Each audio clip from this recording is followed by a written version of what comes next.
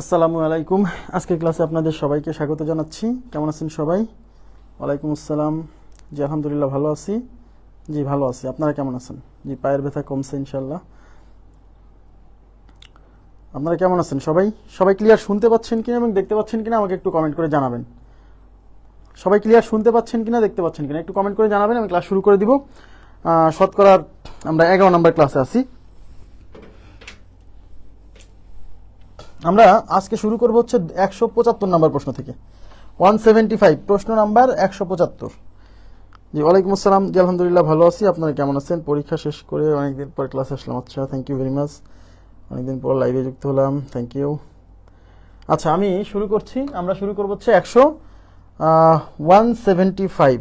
আচ্ছা জি আলহামদুলিল্লাহ ভালো আছি। 175 আমাদের যে লেকচার বুক আছে সেই লেকচার বুকের 175 নম্বর প্রশ্ন আমরা যাত্রা শুরু করছি।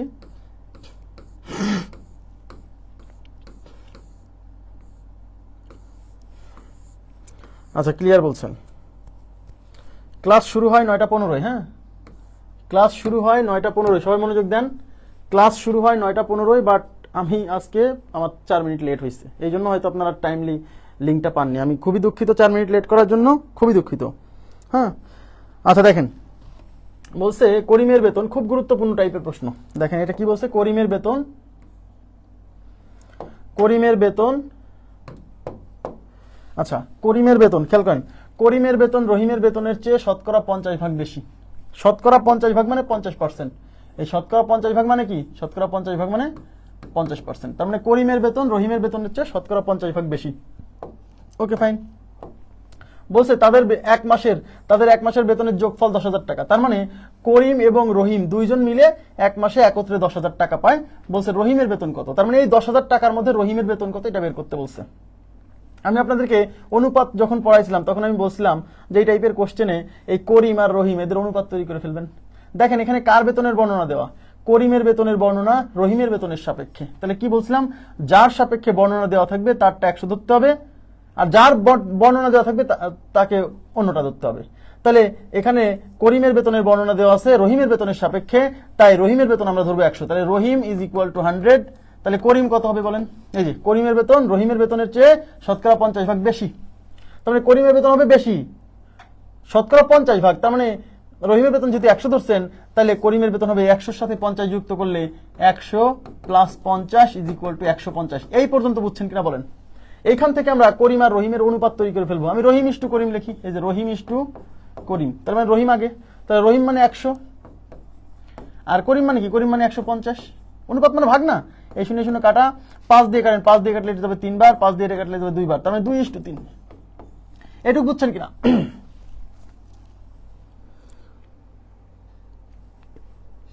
আচ্ছা 2:3, 2:3। তার মানে রহিমের বেতন 2 টাকা হলে করিমের বেতন 3 টাকা। এখন খেয়াল করেন, এখন আমাদের নির্ণয় করতে বলছে কার বেতন? আমাদের নির্ণয় করতে বলছে কার বেতন? রহিমের বেতন। তাহলে আমরা রহিমের বেতন বের করব। আমি কি বলছিলাম, যারটা বের করবেন সেই অনুপাত উপরে। যেহেতু রহিমের বেতন বের করবেন, তার মানে রহিমের অনুপাতটা উপরে, তাহলে রহিমের অনুপাত মানে যে 2, এই 2 যাবে উপরে। আর নিচে কি? নিচে হচ্ছে অনুপাতের রাশিদ্বয়ের যোগফল। অনুপাতের রাশিদ্বয়ের যোগফল মানে যে 2 আর 3 যোগ করলে, যে 2 আর 3 যোগ করলে কত? 5। ইন্টু কি? ইন্টু হচ্ছে এই রহিম আর করিম মিলে মোট যে টাকা পায়, রহিম আর করিম মিলে মোট পায় 10,000, তাই 10,000 দিয়ে গুণ। ক্লিয়ার? এগুলো অনুপাতে শেখাইছি, মনে আছে? দেখেন এখানে সে কাজে লাগতেছে। এই 5 দিয়ে এই 100 কাটা যায়, এই 5 দিয়ে 100-র মধ্যে যাবে হচ্ছে 20 বার, আর এই যে 2টা শূন্য এখানে বসাই দিলাম, ব্যাস 2,000। তাই 2 গুণ 2,000, 2 আর 2 গুণ করলে হয় 4, আর এখানে 3টা শূন্য মানে 4,000 টাকা। তার মানে রহিমের বেতন 4,000 টাকা। ক্লিয়ার কিনা বলেন? খুবই সিম্পল, খুবই সিম্পল। হ্যাঁ আবার যদি মনে করেন যে ভাই আমি এইভাবে করবো না, নো নো প্রবলেম। আপনি রহিমের বেতন যেহেতু 2 অনুপাত, তাহলে রহিমের বেতন ধরেন 2x, করিমের বেতন যেহেতু 3 অনুপাত, তাহলে করিমের বেতন ধরেন 3x। কিন্তু এগুলো করার সময় আছে। এবার রহিম প্লাস করিম এই দুইজন মিলে 10,000, তার মানে 2x প্লাস 3x এই দুইটার যোগফল ইজ ইকুয়াল টু 10,000। যে 2x plus 3x is equal two 10,000।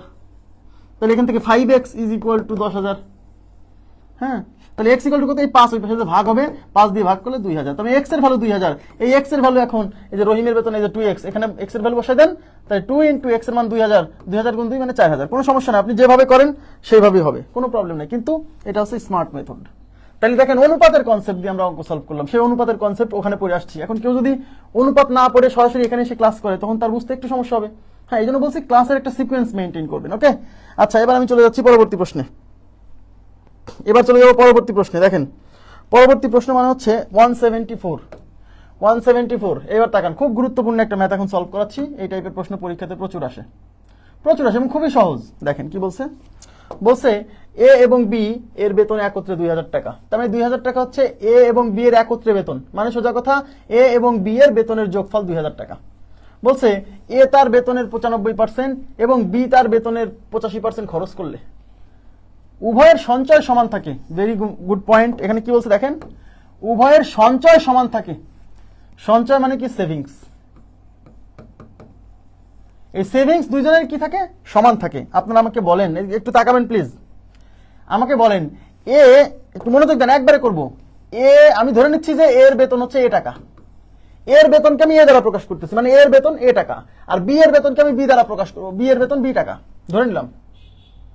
এবার আমাকে বলেন এ তার বেতনের 95% খরচ করে। আচ্ছা বলেন তো, তাহলে ধরেন তাহলে সেভ করে কয় টাকা? এ যদি 95% খরচই করে, খেয়াল করেন 95% যদি খরচ করে তাহলে আমরা কি বলতে পারি না যে এ 5% সেভ করে? রাইট, 95% খরচ করা মানে তো 5% সেভ করা। কারণ যা ইনকাম করবে তার কিছু খরচ করবে আর বাকিটা সেভ করবে। তাহলে 100 টাকা ইনকাম করলে 95 টাকা খরচ করে, তাহলে 5 টাকা সেভ করে, তার মানে 5% সেভ করে। ক্লিয়ার? আচ্ছা, আর বি করে, বি তার বেতনের 85% খরচ করে। আচ্ছা 85% খরচ করা মানে 100 থেকে 85 বাদ দিলে 15% সেভ করা। ইয়েস, তার মানে সোজা কথা এ তার বেতনের 5% সেভ করে এবং বি তার বেতনের 15% সেভ করে। ক্লিয়ার? আচ্ছা, তাহলে আমি কি এটা বলতে পারি কিনা দেখেন একটু তাকান, যে এ এর আমি এ এর বেতন, এ যে না, এ এর বেতনকে আমি এ দ্বারা প্রকাশ করতেছি। হ্যাঁ, তার মানে আমি বলতে পারি এ এর 5% ইজ ইকুয়াল টু বি এর 15%। এই লাইনটা বুঝছেন কিনা তাই বলেন, এই লাইনটা বুঝছেন কিনা? এ এর 5% ইজ ইকুয়াল টু বি এর 15%। ওই যে কেন? কারণ বলছে এ তার বেতনের 95% খরচ করে, তার মানে 5% সেভ করে। বি তার বেতনের 85% খরচ করে, মানে 15% সেভ করে। এবং বলছে যে এ তার বেতনের 95%, বি তার বেতনের 85% খরচ করলে উভয়ের সঞ্চয় সমান থাকে। তার মানে এর সঞ্চয় হচ্ছে 5% আর বি এর সঞ্চয় হচ্ছে 15%। এই দুজনের সঞ্চয় সমান, এই জন্য এ এর 5% ইজ ইকুয়াল টু বি এর 15%। এই এর মানে তো গুণ, এই জন্য আমরা কি করবো, এই এ 10 না দিয়ে একবার লিখবো যে এ গুণ 5% ইজ ইকুয়াল টু বি গুণ 15%। এসব এর লেখার সময় নাই। উভয় পাশে, এই পাশে পার্সেন্ট আছে, এই পাশেও পার্সেন্ট আছে। পার্সেন্ট তুলতে হলে এই পাশে 100 দিয়ে ভাগ করতে হবে, পার্সেন্ট তুলতে হলে এই পাশে 100 দিয়ে ভাগ করতে হবে। তাহলে এই পাশের 100 আর এই পাশের 100 তো কেটেই যাবে। তাহলে উভয় পাশে যেহেতু পার্সেন্টেজ আছে একটা করে, তাহলে এই পার্সেন্ট আর এই পার্সেন্ট তুলে দেন। তাহলে এই পার্সেন্ট আর এই পার্সেন্ট তুলে দিলে এটা কি হবে, a into 5 is equal to B into 15। এখান থেকে আমরা এ আর বি এর অনুপাত তৈরি করে ফেলবো, a ইস টু বি। তাহলে এখানে এ আছে থাকলো, বি এই পাশে গুণ আকারে আছে, এই পাশে ভাগ হবে। ওকে, এই পাশে 15 ছিল থাকলো, 5 এই পাশে গুণ ছিল, ওই পাশে যে ভাগ হবে। কাটাকাটি করেন, 5 অক্ষে 5, 3 5 15, 5 দিয়ে কাটলাম, তার মানে 3:1। এবার কি বুঝলেন? তার মানে এ ইস টু বি আসলে 3:1, এটাই আমাদের দরকার ছিল। এ ইস টু বি কত? 3:1। বোঝা গেছে? তার মানে এ এবং বি এর বেতনের অনুপাত 3:1। ক্লিয়ার? ওকে, এইবার আমাদের বের করতে বলছে কিসের মান? তাকান একটু প্লিজ। আমাদের বলছে এ এর বেতন কত, তাহলে এ এর বেতন বের করতে বলছে। তাহলে যার বেতন বের করতে বলবে সেই অনুপাত উপরে, যেহেতু এর বেতন বের করতে বলছে তাহলে এর অনুপাত মানে 3, এই 3 যাবে উপরে, নিচে অনুপাতের রাশিগুলোর যোগফল। অনুপাতের রাশিগুলোর যোগফল মানে যে 3 আর 1 যোগ করলে কত হয়? 4। ইন্টু কি? ইন্টু হচ্ছে এই এ আর বি মিলে মোট যে টাকাটা পায়, মোট পরিমাণ। তাই এই দুজন মিলে মোট পায় হচ্ছে কত? 2000 টাকা। যে লেখা আছে এ এবং বি এর একত্রে বেতন 2000, তাহলে এটা 2000। এই 4 দিয়ে দেখেন, এই 20 কে 4 দিয়ে কাটা যায় 5 বার, আর এই যে 2টা শূন্য বসে গেল। ঠিক আছে, তাহলে 3 দিয়ে 5 কে গুণ করলে 15 আর 2টা শূন্য 1500। তার মানে এর বেতন হচ্ছে 1500 টাকা। ক্লিয়ার ব্যাপারটা? ভাইয়া এ 100% ধরলে হবে না? এ 100% কিভাবে ধরবো?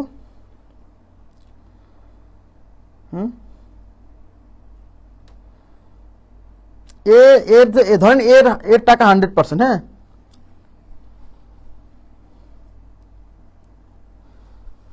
ঠিক আছে। আচ্ছা এখন দেখেন, আমি অঙ্কটা বুঝাইছি, তাই আপনার কাছে হয়তো মনে হতে পারে যে ভাই এই অঙ্কটা তো অনেক সময় লাগলো। সময় লাগবে কেন?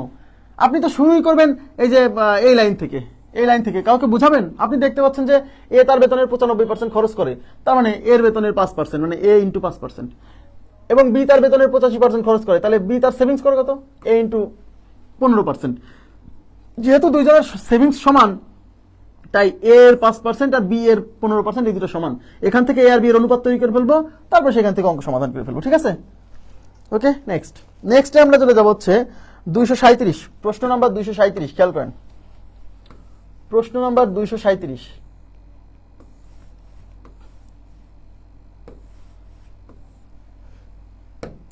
আচ্ছা, সবাই একটু মনোযোগ দিয়েন। হ্যাঁ, এরকম টাইপের কোশ্চেন একটা আমরা সলভ করছিলাম গতদিন। এবার খেয়াল করেন, একটি বার্ষিক পরীক্ষায় একটি ছাত্র মোট ক সংখ্যক প্রশ্নের প্রথম 20টি মধ্যে 15টি নির্ভুল উত্তর দিল। আচ্ছা, এখানে আমাদের একটু ভুল আছে, বুঝছেন? এইটা কারেকশন হবে। এই 237 নাম্বার আমাদের লেকচার বুকে ভুল আছে, কারেকশন হবে। সবাই একটু আগে কারেকশন করেন। এখানে আছে, এখানে কি কি কারেকশন হবে আমি বলে দিচ্ছি। এই যে দেখেন, একটু তাকান, এই যে এখানে আছে না 20টি প্রশ্ন, এই যে এই 20টি প্রশ্ন হবে না, এটা 20টি প্রশ্ন হবে না। হ্যাঁ, প্রথম 20টি প্রশ্নের মধ্যে, ওইটা হবে প্রথম 25টি প্রশ্নের মধ্যে, এটা হবে প্রথম 25টি প্রশ্নের মধ্যে। এটা হলো প্রথম কারেকশন। আর 2 নম্বর কারেকশন হচ্ছে এই যে 1/3 অংশ না, এই 1/3 অংশ হবে না, এখানে হবে এই 1/3 অংশ জায়গা হবে 4/5 অংশ, এটা হবে 4/5 অংশ, এটা হবে 4/5 অংশ। ঠিক আছে, 4/5 অংশ। আচ্ছা, আর হলো, আর এই যে অপশনগুলো না, এই অপশন প্রত্যেকটাই কেটে দিবেন, অপশন প্রত্যেকটাই কেটে আমি যেগুলো লিখে দিচ্ছি সেগুলো লেখেন। এটা হচ্ছে 120টা, 1 নম্বর অপশন 120, 2 নম্বর অপশন 100, 3 নম্বর অপশন হচ্ছে 75টা, আর 4 নম্বর অপশন হচ্ছে 20টা। ঠিক আছে, এটা ঠিক করেন। ওকে,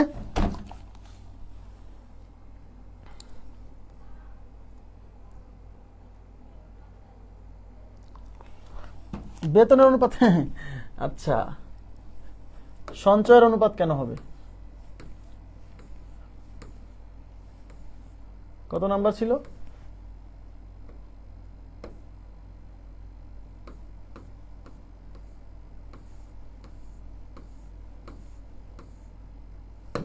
দেখেন, উনি বলছে যে ভাই এখান থেকে কি বেতনের অনুপাত বেরোলো না সঞ্চয়ের অনুপাত বেরোলো? কে প্রশ্নটা করছে ক্লিয়ার করি।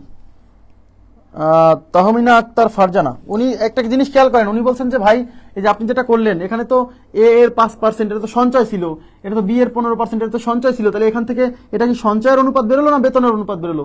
ভাই এটা বেতনের অনুপাত বেরোইছে, এটা বেতনের অনুপাত। এটা যদি বেতনের অনুপাত না বেরোতো, তাহলে কি আমি এই যে দুজনের বেতন একত্রে 2000 টাকা, এখান থেকে কি এর বেতন বের করতে পারতাম? এখান থেকে বেরোইছে বেতনের অনুপাত। এখন আপনাদের যদি কনফিউশন হয় যে ভাই এটা কি করে বেতনের অনুপাত হয়, এটা তো ছিল সঞ্চয়। আরে ভাইয়া, আমি তো শুরুতেই ধরে নিছি যে ধরি এ এর বেতন ইজ ইকুয়াল টু এ টাকা, বি এর বেতন ইজ ইকুয়াল টু বি টাকা। এই এ বি তো এ আর বি এর বেতন।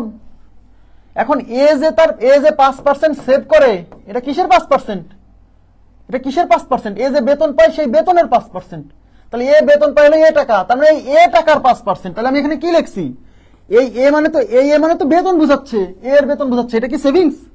এই এ এর 5%, এই পুরোটা হলো সেভিংস। আর বি এর বেতন হচ্ছে বি টাকা, আর বি সেভ করে হলো 15%। কার 15%? এই যে মোট যে বেতন, এই বেতনের 15%। তাহলে বি এর বেতন যদি বি হয়, তাহলে বি এর সেভিংস হচ্ছে বি এর 15%, মানে বি ইন্টু 15%।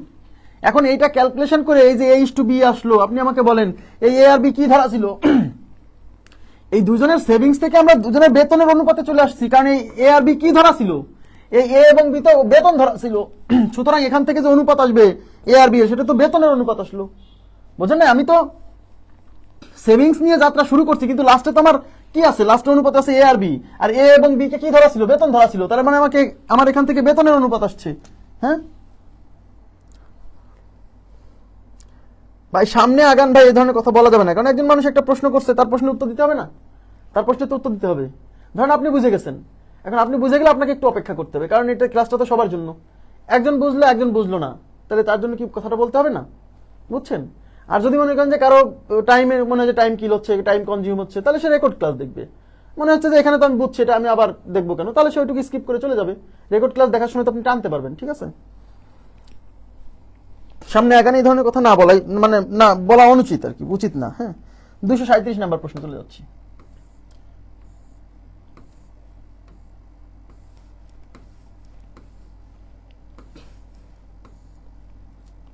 আচ্ছা, এবার দেখেন এইগুলা অপশনগুলা কারেকশন করেন, এই কোশ্চেনে কারেকশন করেন।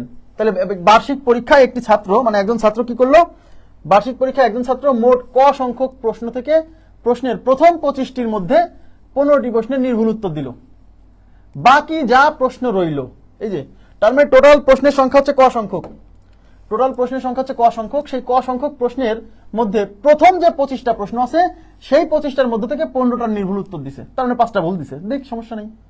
বাকি যা প্রশ্ন থাকলো, বাকি কতগুলো প্রশ্ন থাকলো, এই যে ক সংখ্যক প্রশ্নের মধ্যে থেকে প্রথম 25টা প্রশ্নের থেকে সে 15টা শুদ্ধ উত্তর দিছে, তাহলে বাকি থাকলো কতগুলো, দেখেন 25টা কিন্তু উত্তর দিছে, তার মধ্যে 15টা শুদ্ধ হয়েছে, কিন্তু আর 10টা ভুল হয়েছে, কিন্তু উত্তর তো দিছে, ইয়েস। তার মানে উত্তর দেওয়া বাকি আছে কতগুলো, এই ক সংখ্যক প্রশ্ন থেকে 25টা উত্তর দিয়েছে বাদ দিয়ে দেন, তার মানে এই পরিমাণ প্রশ্ন বাকি আছে। এই বাকি সংখ্যক প্রশ্নের 4/5 অংশ, মানে এই যে বাকি প্রশ্ন থাকলো ক -25, এই প্রশ্নের 4/5 অংশ সে নির্ভুল উত্তর দিল। হ্যাঁ, সমস্ত প্রশ্নের মান সমান যদি ছাত্র শতকরা 75 নম্বর পায়, তবে প্রশ্নের সংখ্যা কত ছিল, সবাই একটু মনোযোগ দেন। আচ্ছা, কেউ 75 নম্বর পাইছে, এ থেকে বুঝতে হবে সে 75% প্রশ্নের কারেক্ট উত্তর দিছে, কারণ শতকরা যত নম্বর পাবে বুঝতে হবে শতকরা তত পার্সেন্ট প্রশ্নের কি সঠিক উত্তর দিছে। কারণ শতকরা 90% নম্বর পাইছে, এর মানে বুঝতে হবে যতগুলো প্রশ্ন ছিল তার মধ্যে 90% কোশ্চেন সে সঠিক উত্তর করে আসছে। ইয়েস, তার মানে প্রাপ্ত নম্বরের শতকরা আর উত্তর করা প্রশ্নের শতকরা এটা সমান, এটা বুঝতে হবে। তার মানে লাস্টে যে বলছে শতকরা 75 প্রশ্ন নম্বর পাইছে, তার মানে সে শতকরা 75 প্রশ্নের সঠিক উত্তর দিয়ে আসছে। হ্যাঁ, তাহলে সঠিক উত্তরের সংখ্যা কত, শতকরা 75। সবাই মনোযোগ দিবেন প্লিজ কাইন্ডলি। আচ্ছা, শতকরা 75, আমি অপশন টেস্ট করাবো আগে, অপশন টেস্ট, এগুলো মূল নিয়মে না করে অপশন টেস্ট করবেন। তাহলে আমাকে বলেন, তাহলে বলছে প্রশ্নের সংখ্যা কত, প্রশ্নের সংখ্যা কত, তার মানে অপশনে প্রশ্নের সংখ্যা দেওয়া আছে, তাই কিনা, অপশনে প্রশ্নের সংখ্যা দেওয়া আছে, আমি ধরে নিচ্ছি যে প্রশ্নের সংখ্যা 120। আচ্ছা, 120টা প্রশ্ন, মোট টোটাল 120টা যদি প্রশ্নের সংখ্যা হয়, তাহলে সে সঠিক উত্তর দিছে কয়টা, আপনারাই বলেন। মোট প্রশ্নে 120টা হলে সঠিক উত্তর কয়টা, এই যে রাইট অ্যান্সার, এই যে রাইট অ্যান্সার, এই যে রাইট আরে রাইট এতে অ্যান্সার, তাহলে রাইট অ্যান্সার কয়টা, বলছে যদি ছাত্র শতকরা 75 নম্বর পায়, এর মানে বুঝে নিতে হবে যে সে 75 প্রশ্নের সঠিক উত্তর দিছে। যেহেতু শতকরা 75% নম্বর পাইছে, তার মানে সে সঠিক উত্তর দিছে প্রশ্নেরও 75%। ইয়েস, তার মানে 120টা যদি প্রশ্নের সংখ্যা হয়, আমি তো জানি না যে প্রশ্নের সংখ্যা 120টা কিনা, আমি চেক করতেছি। তাহলে প্রশ্নের সংখ্যা যদি 120টা হয়, তাহলে সে সঠিক উত্তর দিছে এই 120-এর 75%। তাহলে 120-এর 75% বের করি, তাহলে 120 এর মানে গুণ 75% মানে 75/100। হ্যাঁ, দেখেন আমরা এই শূন্য দিয়ে এই শূন্য কেটে দিচ্ছি, এবার 5 দিয়ে কাটেন, 5 দিয়ে কাটেন বা 2 দিয়ে কাটেন, 2 দিয়ে এটা যাবে 5 বার, 2 দিয়ে এটা যাবে 6 বার, এই 5 দিয়ে এটা যাবে 5 15 75, 6 আর 15 গুণ করলে 90। তার মানে সোজা কথা, প্রশ্নের সংখ্যা যদি 120টা হয়, তাহলে সে সঠিক উত্তর দিছে 90টা। এবার আমরা বের করবো যে আসলেই সে 90টা প্রশ্নের সঠিক উত্তর দিছে কিনা। সবাই তাকান প্লিজ, খুবই গুরুত্বপূর্ণ, মানে মনোযোগ দেন। এবার আপনারা আমাকে বলেন, এই যে 120টা প্রশ্ন, এই 120টা প্রশ্নকে কিন্তু সে 2 ভাগে ভাগ করছে। প্রথমে 25টা প্রশ্নের উত্তর দিছে, আর বাকি থাকতেছে কয়টা, 120 থেকে 25টা বাদ দেন, 120 থেকে প্রথমে 20 বাদ দেন, তাহলে 100, আরো 5 বাদ দেন মানে 95, তার মানে বাকি থাকতেছে 95। এই যে 25টা প্রশ্ন, এই 25টা প্রশ্ন থেকে সে 20টা প্রশ্নের সঠিক 15টা প্রশ্নের সঠিক উত্তর দিছে। আর এই 95টা থেকে যে বাকি যা প্রশ্ন রইলো, বাকির প্রশ্ন রইল যে 95, এই বাকি যা প্রশ্ন রইলো তার 4/5 অংশ, মানে এই 95টার 4/5 অংশ প্রশ্নের সঠিক উত্তর দিছে। তাহলে 95-এর 4/5 অংশ বের করেন, তাহলে 95 এর মানে গুণ 4/5 মানে 4/5। ঠিক আছে, এই 5 দিয়ে এটা 5 19 95, 4 19 কত 76, এই যে 4 19 76। তার মানে মোট সঠিক উত্তর হচ্ছে 15 + 76। তাহলে 15 আর 76 যোগ করলে কত হয়, দেখেন 15 আর 75 হচ্ছে 90, আর 91, দেখেন এই দুটো যোগ করেন, তাহলে সঠিক উত্তর হচ্ছে 76 + 15 মানে 91। তার মানে প্রশ্নের সংখ্যা যদি 120টা হয়, তাহলে এখানে যে বর্ণনা দেওয়া আছে তাতে সঠিক উত্তরের সংখ্যা হয় 91, কিন্তু আমি দেখতে পাচ্ছি যে সঠিক উত্তরের সংখ্যা হলো 90। তার মানে 120 কিন্তু রাইট উত্তর না, কারণ আমার অঙ্কের শর্তমান নাই, তাই 120কে আমি বাদ দেবো, 120 বাদ। আমি আপনাকে বোঝাচ্ছি তাই মনে হচ্ছে অনেক সময় লাগবে, কখনোই না। দেখেন আমি দেখাচ্ছি, বি নাম্বার অপশন, প্রশ্নের সংখ্যা ধরে নিচ্ছে 100টা, মূল নিয়ম তো করেই দিবে, একটু ধৈর্য ধরেন। তাহলে প্রশ্ন যদি 100টা হয়, তাহলে কত ভাগ সঠিক উত্তর দিছে, 75 ভাগ। তাহলে 100-র 75% কত বলেন, এই যে রাইট অ্যান্সার। 100-র 75% 75, এটা তো করার দরকার নাই। তাহলে 175% 75, তাই না? তাহলে 75টা প্রশ্নের সঠিক উত্তর দিছে। এবার দেখবো যে সত্যি আসলে সে 75টা প্রশ্নের সঠিক উত্তর দিছে কিনা। তাহলে মোট প্রশ্নের সংখ্যা কত? 100। এই 100টা প্রশ্নকে দুই ভাগে ভাগ করেন। প্রথম অংশ 25টা, এই 25টার মধ্যে থেকে সঠিক উত্তর দিছে 15টার। 100টার মধ্যে থেকে 25টার উত্তর করা হয়ে গেছে, তাহলে বাকি প্রশ্ন কয়টা? 75টা। এই 75টার মধ্যে 4/5 অংশ সঠিক উত্তর দিছে। ওই যে বাকি যা প্রশ্ন রইলো, এই যে 25টা অ্যান্সার করার পরে বাকি যা প্রশ্ন রইলো মানে কয়টা? 75টা। এই 75টার কত অংশ? 4/5 অংশ। তাহলে 75 এর মানে গুণ 4/5। এই 5 দিয়ে যাবে 15 বার। হ্যাঁ, তাহলে 15, 4 আর 15 গুণ করলে 4 15 60। তার মানে বাকি যে 75টা প্রশ্ন ছিল তার মধ্যে থেকে 60টা প্রশ্নের সঠিক উত্তর দিছে। তাহলে মোট সঠিক উত্তর কয়টা? এই 15টা আর এই 60টা যোগ করেন, তাহলে 15 আর 60 75। কোশ্চেনের সাথে মিলে গেছে, দেখেন এই যে সঠিক উত্তরের সংখ্যা ছিল 75। তার মানে এটা রাইট, এটা হচ্ছে অ্যাকচুয়াল উত্তর, এই জন্য অঙ্কের শর্তের সাথে এটা মিলে গেছে। ইয়েস, তার মানে 100টা প্রশ্ন ছিল। তাহলে মোট প্রশ্ন ছিল কয়টা? 100টা। আপনারা কি অপশন টেস্টের ব্যাপারটা বুঝছেন? কাইন্ডলি একটু রেসপন্স করতে হবে। আপনারা অপশন টেস্টের ব্যাপারটা বুঝছেন কিনা একটু রেসপন্স করতে হবে দ্রুত। দেখেন, আপনি এইটা মানুষকে আমি আপনাকে বুঝাইছি বলে অনেক সময় মনে হচ্ছে আরে ভাই এটা তো অনেক সময় লাগতেছে, কিন্তু আপনি তো পরীক্ষা হলে কাউকে বোঝাবেন না। পরীক্ষা হলে কি কাউকে বুঝাবেন? বুঝাবেন না। তাহলে তো এটা সর্বোচ্চ 30 থেকে 40 সেকেন্ড সময় লাগবে। 40 সেকেন্ড এটা টেস্ট করা। অপশন টেস্টের ব্যাপারটা বুঝছেন কিনা? ঠিক আছে, এইবার দেখেন, যদি আপনি কাউকে না বোঝান তাহলে দেখেন কত তাড়াতাড়ি করা যায়। হ্যাঁ, কত তাড়াতাড়ি। আপনি তো বোঝাচ্ছেন, আমি তো আপনাকে বোঝাচ্ছি। আপনি দেখে গেছেন যে 120টা প্রশ্নের 75% সঠিক উত্তর দিছে। তাহলে মোট সঠিক উত্তর হচ্ছে এই 120 এর মানে গুণ 75% মানে 75/100। আমি 25 দিয়ে কাটি, 3 25 75, 4 25 100, 4 দিয়ে এই 12 যাবে 3 বার, একটা শূন্য, 3 30 90। তার মানে 90টা প্রশ্নের সঠিক উত্তর দিছে। এখন এই 120টা প্রশ্নকে দুই ভাগে সে ভাগ করে সঠিক উত্তর দিছে। প্রথম 25টা, এই 25টার মধ্যে থেকে দিছে 15টা, আর বাকি থাকতেছে কয়টা? 120 থেকে 25 বাদ দিলে 95টা। এই 95টার মধ্যে দিছে 4/5 অংশ। তাহলে 95 এর মানে গুণ 4/5। 5 19 95, 4 19 76। তার মানে মোট সঠিক উত্তর এই 15 প্লাস 76 মানে 91। কিন্তু আমি দেখতে পাচ্ছি মোট সঠিক উত্তর 90। তাহলে এটা উত্তর না।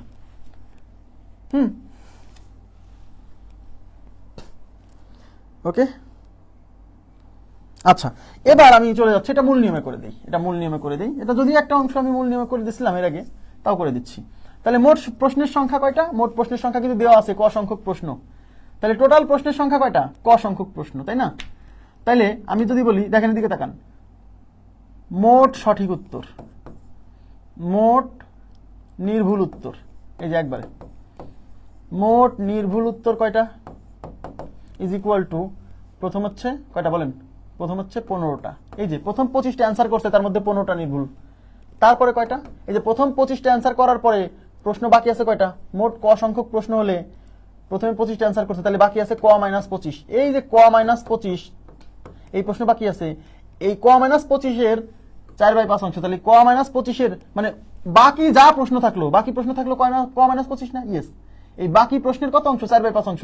তাহলে ক মাইনাস 25 এর মানে গুণ 4/5 অংশ। বুঝছেন? তো এলো প্রথমে 15টা নির্ভুল দিছে, আর পরে এই কয়টা নির্ভুল দিছে। তো এলো নির্ভুল প্রশ্নের সংখ্যা। আর প্রশ্নে বলছে যে এভাবে সে সমস্ত মানে যদি ছাত্র শতকরা 75% নম্বর পায়, তার মানে সে 75%, তাহলে মোট যে প্রশ্ন আছে সেই মোট প্রশ্নের 75% সঠিক উত্তর দিছে।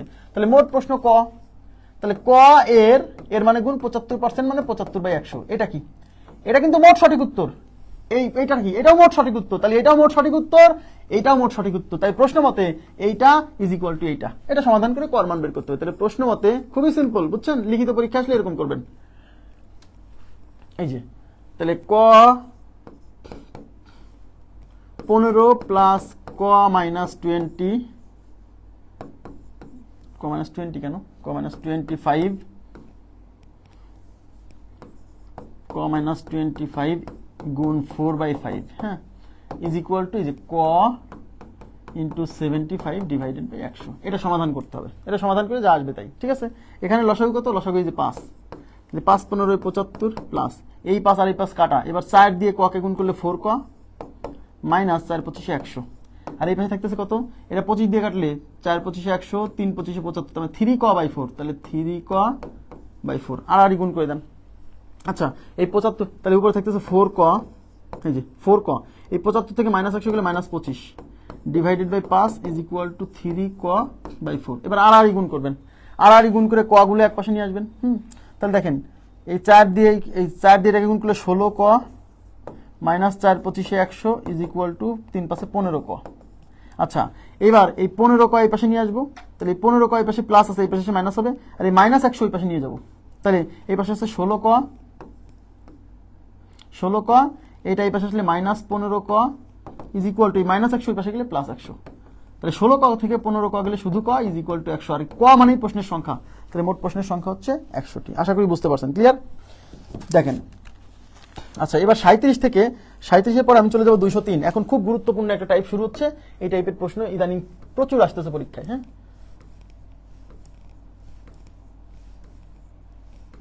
203 দেখেন 203 কি বলছে, 203 বলছে রিয়াজ তার আয়ের 20% ট্যাক্স দেয়। দেখেন রিয়াজ তার আয়ের 20% ট্যাক্স দেয় এবং অবশিষ্ট টাকা মানে কি, এই 20% ট্যাক্স দেওয়ার পরে যে টাকা বাকি থাকে সেই টাকার 20% বাড়ি ভাড়া দেয়। এই টাইপের প্রশ্নে অনেকে ভুল করে জানেন, বলছে সে তার আয়ের মানে শুরুতে যে আয়টা করতেছে সেই আয়ের শতকরা কত অংশ বাড়ি ভাড়া দেয়। তাহলে এখানে যেহেতু রিয়াজের আয় দেওয়া নাই, তাই আমরা রিয়াজের আয়কে 100 টাকা ধরে নিব, দেওয়া যেহেতু নাই, তাহলে আমি ধরে নিচ্ছি রিয়াজের আয় হচ্ছে 100 টাকা। এই যে এই 100 টাকার মধ্যে, এদিকে তাকান, এই 100 টাকার মধ্যে রিয়াজ 20% ট্যাক্স দেয়। 100 ধরে নেওয়ার সুবিধা হচ্ছে 100 টাকার ওই 20% 20 হবে, 100 টাকার 10% 10 হবে, যা পার্সেন্ট তাই হবে। তাহলে রিয়াজের আয় 100 টাকা, এই 100 টাকার মধ্যে 20% দেয় ট্যাক্স, তাহলে 100 টাকার 20% এই যে ট্যাক্স, তাহলে ট্যাক্স কয় টাকা, ট্যাক্স হলো 20 টাকা। এবার আমাকে বলেন তাহলে অবশিষ্ট কয় টাকা, এই যে আরইএম রিমেইনিং, এই রিমেইনিং শব্দের অর্থ অবশিষ্ট, তাহলে এর অবশিষ্ট কয় টাকা, 100 টাকা থেকে 20 টাকা ট্যাক্স দিলে অবশিষ্ট হচ্ছে 80 টাকা। আরইএম মানে রিমেইনিং মানে অবশিষ্ট। এবার মজার বিষয় হচ্ছে এই যে 80 টাকা বাকি আছে না, এই 80 টাকার 20% আবার বাড়ি ভাড়া দেয়, বুঝছেন? তাইলে 20% ট্যাক্স দেয়, 20% ট্যাক্স দেওয়ার পরে যা অবশিষ্ট থাকে সেই অবশিষ্ট টাকার 80% দেয় হলো বাড়ি ভাড়া। তাহলে এবার হাউস রেন্ট, এই যে এইচআর হাউস রেন্ট, তাহলে হাউস রেন্ট কত, এই যে 80 টাকা আছে, এই 80 টাকার 20%, তাহলে 80 এর মানে গুণ 20% মানে 20 ডিভাইডেড বাই 100, ঠিক আছে? এই 0 0 কাটা, এই 0 0 কাটা, 8 2 16 টাকা। ইয়েস, তার মানে হলো 80 টাকার 20% মানে আসলে 16 টাকা, মানে এই যে মূল যে 100 টাকা সেই 100 টাকা 16 টাকা বোঝায়, বুঝছেন? তার মানে 80 টাকার 20% বলতে 16 টাকা বোঝায়, তার মানে এই যে মূল যে বেতন সেই বেতনে 16 টাকা বোঝায়। ইয়েস, তার মানে আসলে সে 80 টাকার 20% অর্থাৎ 16 টাকা ট্যাক্স দেয়। এই 16 টাকা মানে কোন টাকার 16 টাকা, এই যে মোট যে বেতন এই 100 টাকার 16 টাকা ট্যাক্স দেয়, বুঝছেন? সরি, বাড়ি ভাড়া দেয় 80 টাকার 20% মানে আসলে 16 টাকা। তার মানে এই যে টোটাল 100 টাকা না, এই 100 টাকার কি হচ্ছে 16 টাকা সে বাড়ি ভাড়া দিচ্ছে। কিন্তু কোশ্চেনে বলছে যে সে তার আয়ের শতকরা কত অংশ বাড়ি ভাড়া দেয়। এবার তাকান, এদিকে তাকান, এবার কিসের শতকরা চাইছে, সে তার আয়ের শতকরা কত অংশ বাড়ি ভাড়া দেয়, তার মানে বাড়ি ভাড়ার শতকরা চাইছে আয়ের সাপেক্ষে, বোঝা যাচ্ছে? সে তার আয়ের শতকরা কত অংশ বাড়ি ভাড়া দেয়, তাহলে কিসের শতকরা চাইছে, বাড়ি ভাড়ার শতকরা আয়ের সাপেক্ষে। তাহলে এদিকে তাকান, যার শতকরা চাইবে সেটা উপরে, যেহেতু বাড়ি ভাড়ার শতকরা চাইছে তাই বাড়ি ভাড়াটা উপরে, তার মানে বাড়ি ভাড়া 16 টাকায় 16 যাবে উপরে। এটা কার সাপেক্ষে, আয়ের সাপেক্ষে। আয় মানে এই যে 100 টাকা ধরে নিয়েছিলাম তাই 100 নিচে, যার সাপেক্ষে সে নিচে, শতকরার জন্য 100 দিয়ে গুণ, এই 100 কেটে 16%। তার মানে আমার এই অংশটা আর করা লাগবে না, কেন? কারণ আমি যেহেতু তার বেতনটা 100 টাকা ধরে নিছি, তাইলে এই 100 টাকার 16 টাকা মানে 16%, এই জন্য আলাদা করে আর পার্সেন্টেজ বের করা লাগতেছে না, কারণ এই 100 কেটে যাবে। তার মানে এই 16 টাকা বের হয়েছে মানে আপনার উত্তর এখানে শেষ, 16%। আমার কথা কি বুঝছেন কিনা বলেন?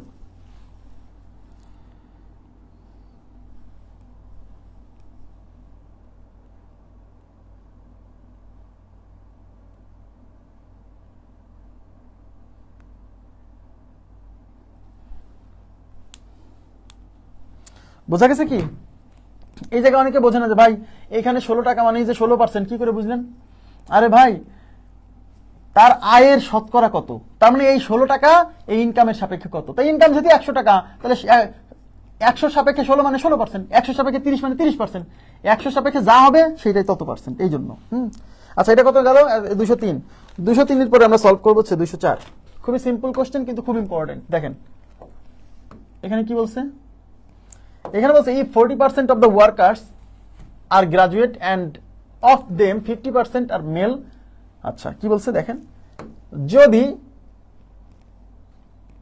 ওয়ার্কারদের 40% গ্রাজুয়েট হয়, অ্যান্ড অফ দেম মানে তাদের মধ্যে, এই দেম মানে তাদের, তাহলে অফ দেম মানে তাদের মধ্যে 15% আর মেল, মানে 15% হচ্ছে পুরুষ।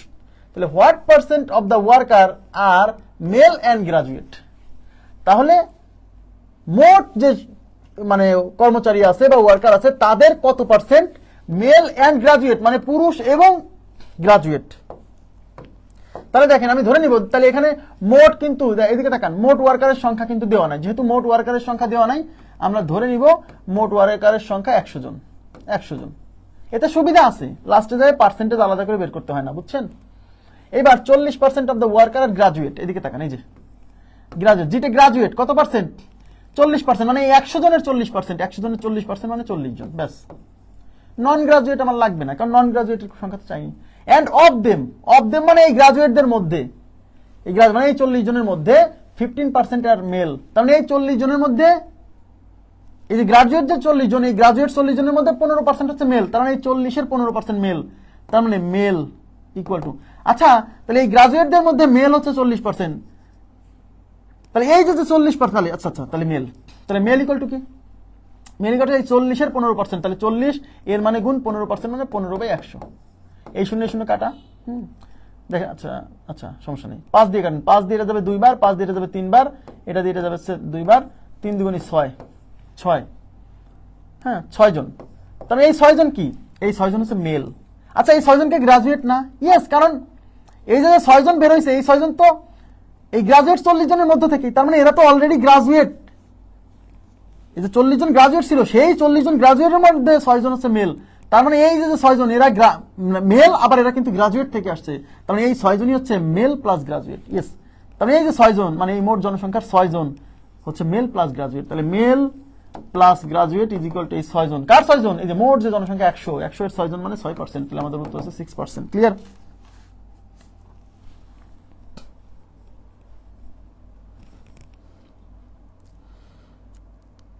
আপনাকে ভর্তি নেওয়ার সময় বলছি সাদিকুল ইসলাম, আপনার সাথে ফোনে কথা হয়েছিল, আপনার বাসা মানে সিলেট তাই না, আপনার সাথে ফোনে কথা হয়েছিল যে ভাই আপনি কিন্তু মানে আগের ক্লাস না দেখে হুট করে লাইভে জয়েন হবেন না, তাহলে বুঝতে সমস্যা হবে, হ্যাঁ এই জন্য কিন্তু ভর্তি নেওয়ার সময় কিন্তু বলছি, আমি ওই ভংসং কথাবার্তা বলে মানুষকে ভর্তি নেই না কিন্তু। আচ্ছা ক্লিয়ার হয়েছে ব্যাপারটা, ওকে। আচ্ছা এবার দেখেন, এই যে এখান থেকে একটু দেখেন, একটু তাকান, এই যে মেল ইকাল টু কতজন, এই 40 জনের 15%, তাহলে 40 এর 15% মানে 15/100, এইভাবে করছিলাম না, এই যে 40 এর 15% মানে 15/100, এটা করে 6 বেরিয়েছে না। দেখেন 40 এর 15% আপনি প্রথমে করেন 10% বের করেন, 40 এর 10% মানে 4, আর 5% কি হবে, 10% যদি 4 হয় তাহলে 5% হবে 4 এর অর্ধেক 2, তার মানে 15% হচ্ছে 10% 4 আর 5% হচ্ছে 2 জন, তার মানে 6 জন। এটা কিন্তু মনে মনে মুখে মুখে করে ফেলা যায়, তাই না। ওকে নেক্সট হচ্ছে 204 এর পরে আমরা চলে যাব হচ্ছে 205 নাম্বার প্রশ্ন। 205 কি বলছে দেখেন, কোন পরীক্ষায়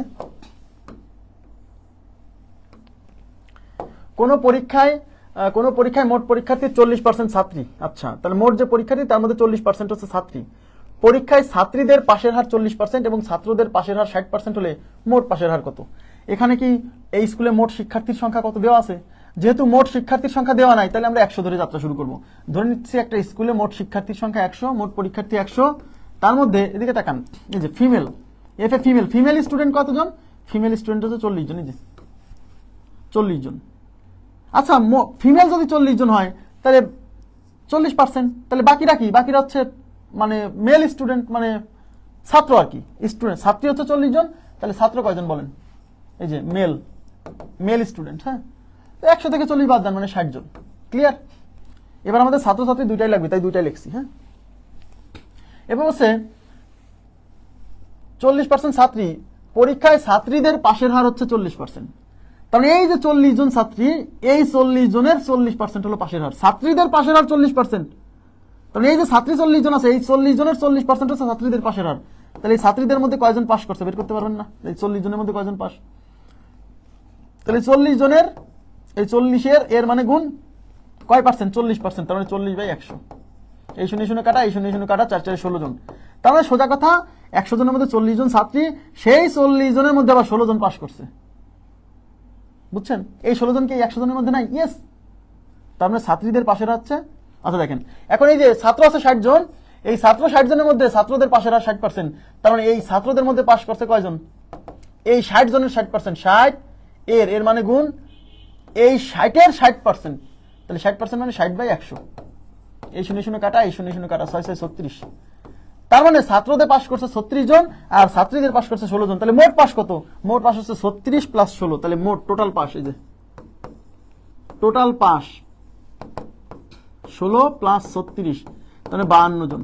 এই যে টোটাল পাস 52 জন, এটা কত জনের মধ্যে? মোট স্টুডেন্টের মধ্যে। খেয়াল করছেন?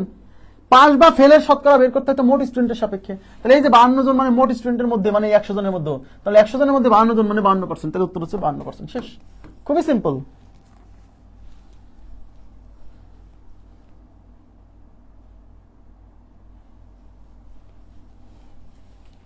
আচ্ছা, 205 এর পরে আমরা চলে যাব হচ্ছে 206 নম্বর প্রশ্ন। 200 এই টাইপের প্রশ্নগুলো খুব ইম্পর্টেন্ট, পরীক্ষায় প্রচুর আসে। 206 দেখেন, 206 কি বলছে? একটি স্কুলে 3টি ক্লাসে যথাক্রমে 40 জন, 50 জন, 60 জন ছাত্রী রয়েছে। এবার কিন্তু ক্লাসগুলোতে কিন্তু ছাত্র মানে এই দেখেন, একটা ক্লাসে 40 জন আছে, আর একটা ক্লাসে 50 জন, আর একটা ক্লাসে 60 জন। এবার কিন্তু আপনি ইচ্ছা মতো মোট ছাত্রছাত্রীর সংখ্যা মানে 100 জন ধরে নিতে পারবেন না, কারণ এবার কিন্তু ওই 3টি ক্লাসে স্টুডেন্টের সংখ্যা দেওয়া আছে। বুঝছেন? তাহলে এখানে কয়টা ক্লাস? 3টা ক্লাস। যদি 3টি ক্লাসে যথাক্রমে 10%, 20% ও 10% ছাত্রছাত্রী পাশ করে, তার মানে এগুলো হচ্ছে প্রত্যেক ক্লাসে পাশের হার। তাহলে ওই স্কুলে শতকরা পাশের হার কত? আচ্ছা দেখেন, তাহলে 3টা ক্লাস, এই 3টা ক্লাস, তাই 3টা তীর চিহ্ন দিছি। প্রথম ক্লাস আছে 40 জন, পরের ক্লাস আছে 50 জন, পরের ক্লাসে 60 জন। এই 40 জনের মধ্যে পাশ কয় পার্সেন্ট বলেন? এই 40 জনের মধ্যে পাশ 10%, 40-এর 10% মানে 4 জন। কিভাবে? আমি বলছিলাম 10% বের করা মানে দশমিক এই লাস্ট থেকে এক ঘর শিফট হয়ে 0-র আগে চলে আসা, এদিক থেকে শিফট হয়ে এইখানে এক ঘরের সামনে চলে আসবে। তাহলে এখান থেকে শিফট হয়ে দশমিক এখানে আসলে 4.0, 4.30 মানে 4 জন। 40-এর 10% মানে 4 জন। এটা কি বের করার দরকার আছে? আর যদি না বোঝেন, এটা কিন্তু বুঝাইছি ক্লাসে 10% বের করতে কেমনে। তাহলে এই 40-এর 10% মানে 40 এর মানে গুণ 10% মানে 10/100। এই 0 কাটা, এই 0 কাটা, 4 জন। এটা কি সময় নষ্ট হলো না? 10% বের করতে সহজ। তাহলে 40-এর 10% মানে 4। এবার আর এই 50 জনের কতজন পাস? এই 50 জনের 20%। আচ্ছা, 20% বার না করে প্রথমে 50 জনের 10% বের করেন। 50 জনের 10% মানে দশমিক এক ঘর শিফট হয়ে এখানে এসে 5.0 মানে 5 জন। তো 10% 5 জন হলে 20% মানে আরো 10% হবে। তাহলে 20% কি? 10% 5 জন হলে 20% মানে কি ডাবল না? তাহলে 5 এর ডাবল কত? 10 জন। আর এই 60 জনের মধ্যে কয় পার্সেন্ট? এই 60 জনের মধ্যে 10%, 60 জনের 10% মানে 6 জন। বুঝছেন? তাহলে এগুলো হচ্ছে মোট পাস। তাহলে এই স্কুলের মোট পাস কত? তাহলে টোটাল পাস, এই যে total pass is equal two 4 যোগ 10 যোগ 6, তাহলে 4 যোগ 10 যোগ 6, 4 আর 6 14, 4 আর 10 14 আর 6 20, তাহলে টোটাল পাস 20 জন। এখন বলছে ওই স্কুলের শতকরা পাশের হার কত? তাকান, কিসের হার, কিসের শতকরা চাইছে? এদিকে তাকান। বলছে ওই স্কুলে শতকরা পাশের হার কত? তাহলে কিসের শতকরা চাইছে? পাশের শতকরা চাইছে। তাহলে পাশের শতকরা চাইছে, যার শতকরা চাইবে সেটা উপরে, যার সাপেক্ষে সেটা নিচে, শতকরার জন্য 100 দিয়ে গুণ। যেহেতু ওই স্কুলের পাশের শতকরা চাইছে, তাই পাশ যাবে উপরে। আর পাশের শতকরা বলুক, ফেলের শতকরা বলুক, এটা বের করতে হয় সবসময় মোট শিক্ষার্থীর সাপেক্ষে। বুঝলেন? তাহলে যেহেতু পাশের শতকরা চাইছে, তাই পাশ যাবে উপরে। পাশ মানে কতজন? এই যে পাশ, মোট পাশ। আর পাশ বের করতে হয় মোট শিক্ষার্থীর সাপেক্ষে। মোট শিক্ষার্থী মানে এই যে এগুলো যোগ করতে হবে। এই যে 40 আর 60, 100, 100 আর 50, 150, তার মানে নিচে যাবে 150। আর শতকরার জন্য 100 দিয়ে গুণ। ঠিক আছে? এবার তাকান, এই 0 দিয়ে 0 কাটা, 5 দিয়ে কাটা যায়, 5 দিয়ে এটা যাবে 3 বার, 5 দিয়ে এটা যাবে 4 বার, তাহলে 4 আর 10 গুণ করে 40, নিচে হচ্ছে 3, তাহলে 40 ডিভাইডেড বাই 3%। 40 ডিভাইডেড বাই 3, 40-কে 3 দিয়ে ভাগ করে 3 13 তে 39, তার মানে 13.13/1/3 মানে 13.33, মানে 13 দশমিক দিয়ে শুরু। 13 দশমিক কয় জায়গায় আছে বলেন? এই যে 13 দশমিক এক জায়গায় আছে। বুঝছেন? খুবই সিম্পল।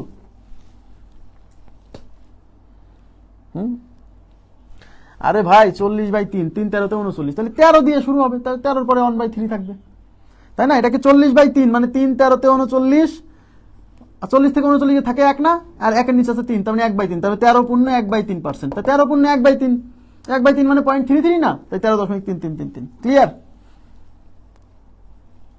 হ্যাঁ, মোট পাশের শতকরা বের করতে হয় মোট স্টুডেন্টের সাপেক্ষে, তাই এখানে মোট স্টুডেন্ট দিছি। এই যে মোট স্টুডেন্ট আছে, এই যেগুলো যোগ করতে হবে, 3 ক্লাসের স্টুডেন্ট যোগ করলে মোট স্টুডেন্ট আসবে। ঠিক আছে, খুবই সিম্পল কিন্তু ইম্পর্টেন্ট। আচ্ছা 206 গেল, 206 এর পরে আমি সলভ করব 210। 210 দেখেন তো, কারণ এর মাঝখানে গুলো হয়ে গেছে, বুঝছেন, করানো হয়ে গেছে। দেখেন খুব ইম্পর্টেন্ট কোশ্চেন। 210 বলছে কোন বিশ্ববিদ্যালয়ের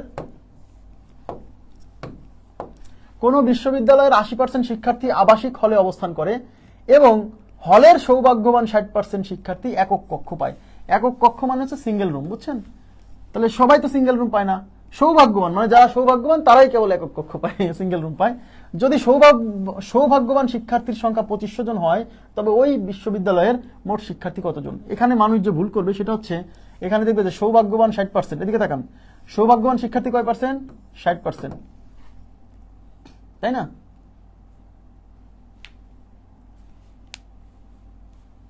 আচ্ছা আচ্ছা 60%, আর সৌভাগ্যবান শিক্ষার্থীর সংখ্যা 1200। দেখেন সৌভাগ্যবান শিক্ষার্থীর সংখ্যা 1200, তখন লিখবে তার মানে এটাও এই 60% সৌভাগ্যবান শিক্ষার্থী, এই 1200 জন সৌভাগ্যবান শিক্ষার্থী, তাই এই 60% is equal to 1200, 1% is equal two এত, 100% ইকুয়াল টু কত? মোট শিক্ষার্থী মানে 100%। এটা করবে, এটা ভুল, শেষ, অঙ্ক এখানেই সমাপ্ত, অঙ্ক শেষ। প্রশ্ন হচ্ছে ভাই এখানে কেন সমাপ্ত হলো? কারণ খেয়াল করেন, বলছে কোন বিশ্ববিদ্যালয়ের 80% শিক্ষার্থী আবাসিক হলে থাকে। তাহলে আবাসিক হলে তো সবাই থাকে না, যারা আবাসিক হলে থাকে না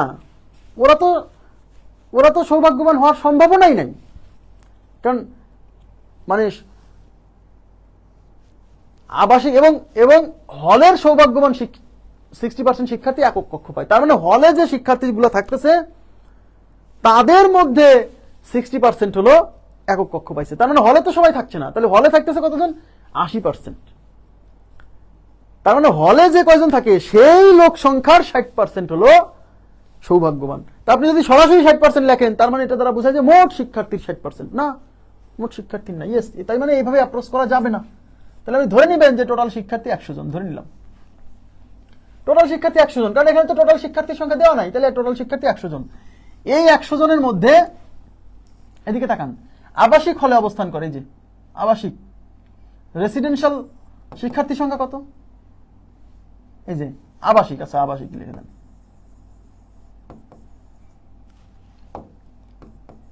আবাসিক হলে অবস্থান করে কতজন? এই যে কোন বিশ্ববিদ্যালয়ে 80% শিক্ষার্থী আবাসিক হলে থাকে, তার মানে এই 100 জন যদি মোট শিক্ষার্থী হয়, ধরে নিচ্ছি, ধরি তার 100 এর 80% মানে 80 জন। এই যে হলে যে, তার মানে আবাসিক হলে থাকে 80 জন, এই যে 80 জন থাকে, এই 80 জনের 60% হচ্ছে একক কক্ষ পায়। দেখেন 80% শিক্ষার্থী আবাসিক হলে অবস্থান করে এবং হলের সৌভাগ্যবান 60% শিক্ষার্থী, তার মানে এই 80 জনের 60%, তাহলে হচ্ছে সৌভাগ্যবান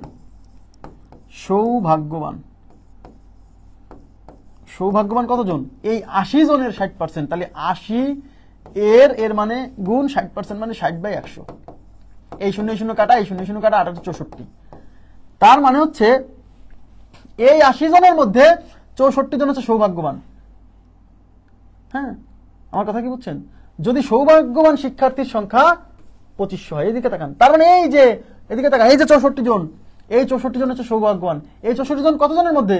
এই 80 জনের মধ্যে। আচ্ছা এই 64 জন কি 100 জনের মধ্যে নাই? ইয়েস। তার মানে মোট যে শিক্ষার্থী 100 জন, সেই 100 জনের 64 জন, তার মানে 64%। আমার কথা কি বুঝছেন? 64 কেন, 48, আমি কি করছি এটা, সরি। তার মানে 48, এই যে 48 জন, তার মানে এই 80 জনের 60% মানে আসলে এই 100 জনের 48 জন। ইয়েস, 80 জনের 60% মানে 48 জন, মানে এই 100 জনের 48 জন। তাই 100 জনের 48 জন মানে 48%।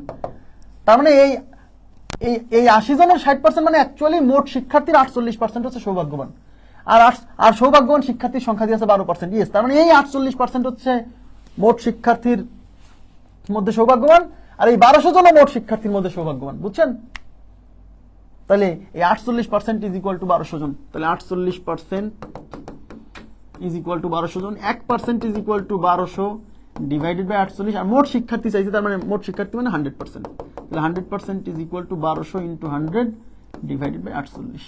দেখেন এই 48, দেখেন এটাকে খেয়াল করেন, এটাকে 4 দিয়ে কাটা, এটাকে 12 দিয়ে কাটা যায়, এটাকেও 12 দিয়ে কাটা যায়, 12 দিয়ে শুরু, 12 দিয়ে 48 যাবে 4 বার, আর 12 দিয়ে 12কে যায় একবার, আর এই যে 2টা শূন্য, 12 দিয়ে কাটলাম। এই 4 দিয়ে এটা যাবে 25 বার। এই 25 আর 100 গুণ করলে 2500, তার মানে 100% মানে হচ্ছে 2500, তার মানে 100% শিক্ষার্থী বলতে 2500 জনকে বোঝাচ্ছে, আর 100% শিক্ষার্থী মানে হচ্ছে মোট শিক্ষার্থী, তাহলে মোট শিক্ষার্থী 2500 জন।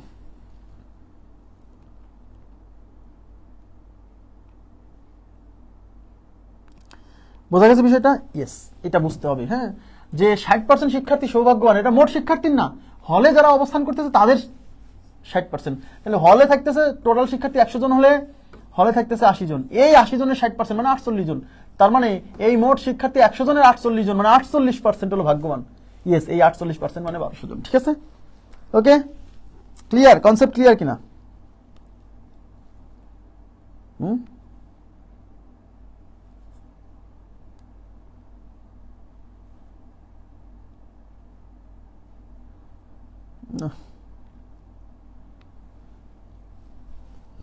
ওকে, এবার আমি চলে যাব 210-এর পরে 211। 211তে কি বলছে দেখেন, নাবিল একজন লোক, সে কি করছে, মিষ্টির দোকান থেকে প্রতি কেজি 250 টাকা হিসেবে 2 কেজি সন্দেশ ক্রয় করলো। ভ্যাটের হার 4%। ভ্যাটের হার, আবার বলছি ভ্যাটের এই হার মানেই শতকরা, ভ্যাটের হার 4 টাকা, হার মানে শতকরা, বুঝছেন? ভ্যাটের হার 4 টাকা মানে ভ্যাটের হার শতকরা 4 টাকা, সরাসরি শতকরা না বলে বলছে ভ্যাটের হার, মানে 100 টাকায় 4 টাকা। ঠিক আছে, হলে সন্দেশ ক্রয় বাবদ সে দোকানদারকে কত টাকা দিবে? সন্দেশ ক্রয় বাবদ সে দোকানদারকে কত টাকা দিবে? তাহলে আমাকে বলেন, প্রতি কেজি 250 টাকা হচ্ছে, 1 কেজি সন্দেশের দাম 250 টাকা, এরকম কয় কেজি কিনছে? 2 কেজি। এদিকে তাকান, তাহলে 1 কেজির দাম যদি 250 টাকা হয়, 2 কেজির দাম কত হবে? 2 গুণ 250, এ হলো মোট খরচ, নাবিলের মোট খরচ। এই যে টোটাল যে টাকাটা, এই টাকার, তাহলে এই টাকাটা কত? এই টাকাটা 500 টাকা না? এই যে 250 গুণ 500, তো ইজ ইকুয়াল টু 500 টাকা। এই যে 500 টাকার সন্দেশ যে কিনছে, কেনার পরে সে এর উপর আবার 60% ভ্যাট দিছে, তাহলে 500 টাকার 60% আপনাকে বের করতে হবে। তাহলে 500 ধরে ভ্যাট, তাহলে ভ্যাট ইকুয়াল টু কত? এই 500 এর 4%, তাহলে 500 এর মানে গুণ 4% মানে 4/100, এই দুটো শূন্য কেটা, 4 5 20 টাকা, তাহলে ভ্যাট 20 টাকা। কিন্তু অঙ্কে কিন্তু বলে নাই যে নাবিল কয় টাকা ভ্যাট দিল, এই যে উত্তর কিন্তু 20 আছে, মারি দিন না আবার। বলছে নাবিল সন্দেশ ক্রয় বাবদ দোকানদারকে কয় টাকা দিছে, তো দোকানদারকে তো মিষ্টির দাম 500 টাকা দিছেই, আবার ভ্যাটও 20 টাকা দিছে, তাহলে টোটাল কয় টাকা দিল? এই 500 প্লাস 20, তার মানে দোকানদারকে 500 প্লাস 20 ইজ ইকুয়াল টু 520 টাকা দিল। কিন্তু যদি প্রশ্নে বলতো যে সেই দোকানদারকে আসলে মোট শিক্ষার্থী 100 হলে, এক্স হলে এক্স এর 80%, তার হচ্ছে 60%, 1200, এ করা যাবে। রানা মল্লিক আপনি যেটা করছেন এটাও করা যাবে, কিন্তু আমরা একই নিয়মে করে আসতেছিলাম তো ওই এক্স ধরে আর করিনি। হ্যাঁ, রানা মল্লিক আপনি যেটা করছেন ওটাও করা যাবে, যে মোট শিক্ষার্থী এক্স জন হলে। হ্যাঁ, ওই যে রানা মল্লিক যেটা করছে, উনি বলছে যে ভাই আমি মোট শিক্ষার্থী ধরলাম এক্স জন, সেই এক্স জনের 80% হচ্ছে হলে থাকে, তাহলে এক্স এর 80 হচ্ছে এক্স ইন্টু 80/100, এক্স এর 80%, এই যে এক্স এর 80%, এর আবার 60% থাকে হচ্ছে একক সৌভাগ্যবান, তাহলে এইটার 60% মানে ইন্টু 60%, আর এরাই হলো সৌভাগ্যবান, তাই ইকুয়াল টু 1200। এখান থেকে এক্স এর মান বের করলে মোট শিক্ষার্থী আসবে না? আসবে, কোনো সমস্যা নেই, একই জিনিস, কোনো প্রবলেম নেই। এটা ধরে এক্স মোট শিক্ষার্থী এক্স, এক্স এর 80% মানে হচ্ছে আবাসিক হলে থাকে, তাদের 60% মানে হচ্ছে সৌভাগ্যবান, ইকুয়াল টু 1200 জন। ক্লিয়ার? এবার দেখেন 350 টাকা ধরে 211 শেষ, 212 দেখেন,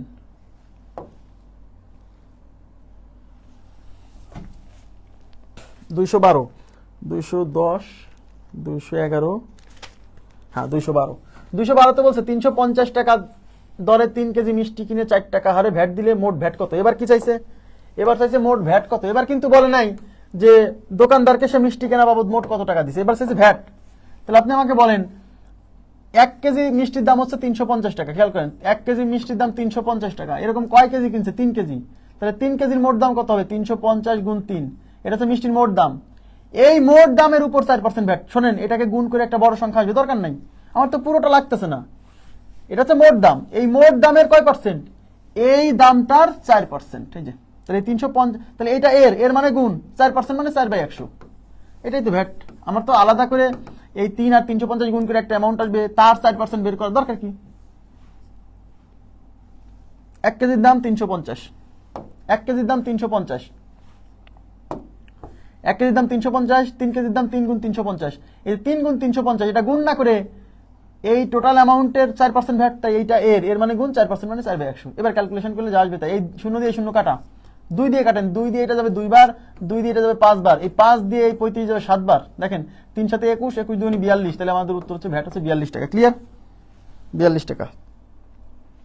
এই যে সালাউদ্দিন সবুজ, আপনি যেটা করছেন এই 3 আর 35 গুণ করে 1050 আপনি করছেন, তারপরে 4% বের করছেন, দরকার নেই, কারণ 3 গুণ আমার তো এবার, হ্যাঁ এটা লাগতো যদি বলতো যে দোকানদারকে সে মোট কত টাকা দিছে, তখন 3 গুণ 350 করে ওইটাও লাগতো, তার সাথে এটা যোগ করতে হতো। বুঝছেন কি ব্যাপারটা? যেহেতু শুধু ভ্যাট চাইছে, তাহলে এই দুটা গুণ করে একটা বড় সংখ্যা আনার দরকার কি, এখানেই পার্সেন্টেজ বের করে দিই। ওকে, ক্লিয়ার? আচ্ছা, এবার আমি করবো হচ্ছে 216 নম্বর প্রশ্ন। 216, দেখেন 216 নম্বর প্রশ্নে যাব, সবাই একটু মনোযোগ দিবেন। এই যে অনুপাতের অঙ্ক যদি না করা থাকে, অনুপাত চ্যাপ্টার যদি না পড়া থাকে, তার এই অঙ্কটা করতে খুব কষ্ট হবে, খুবই কষ্ট হবে। দেখেন বলছে একটি পরীক্ষায় এ বি এর চেয়ে 10% নম্বর কম পেল,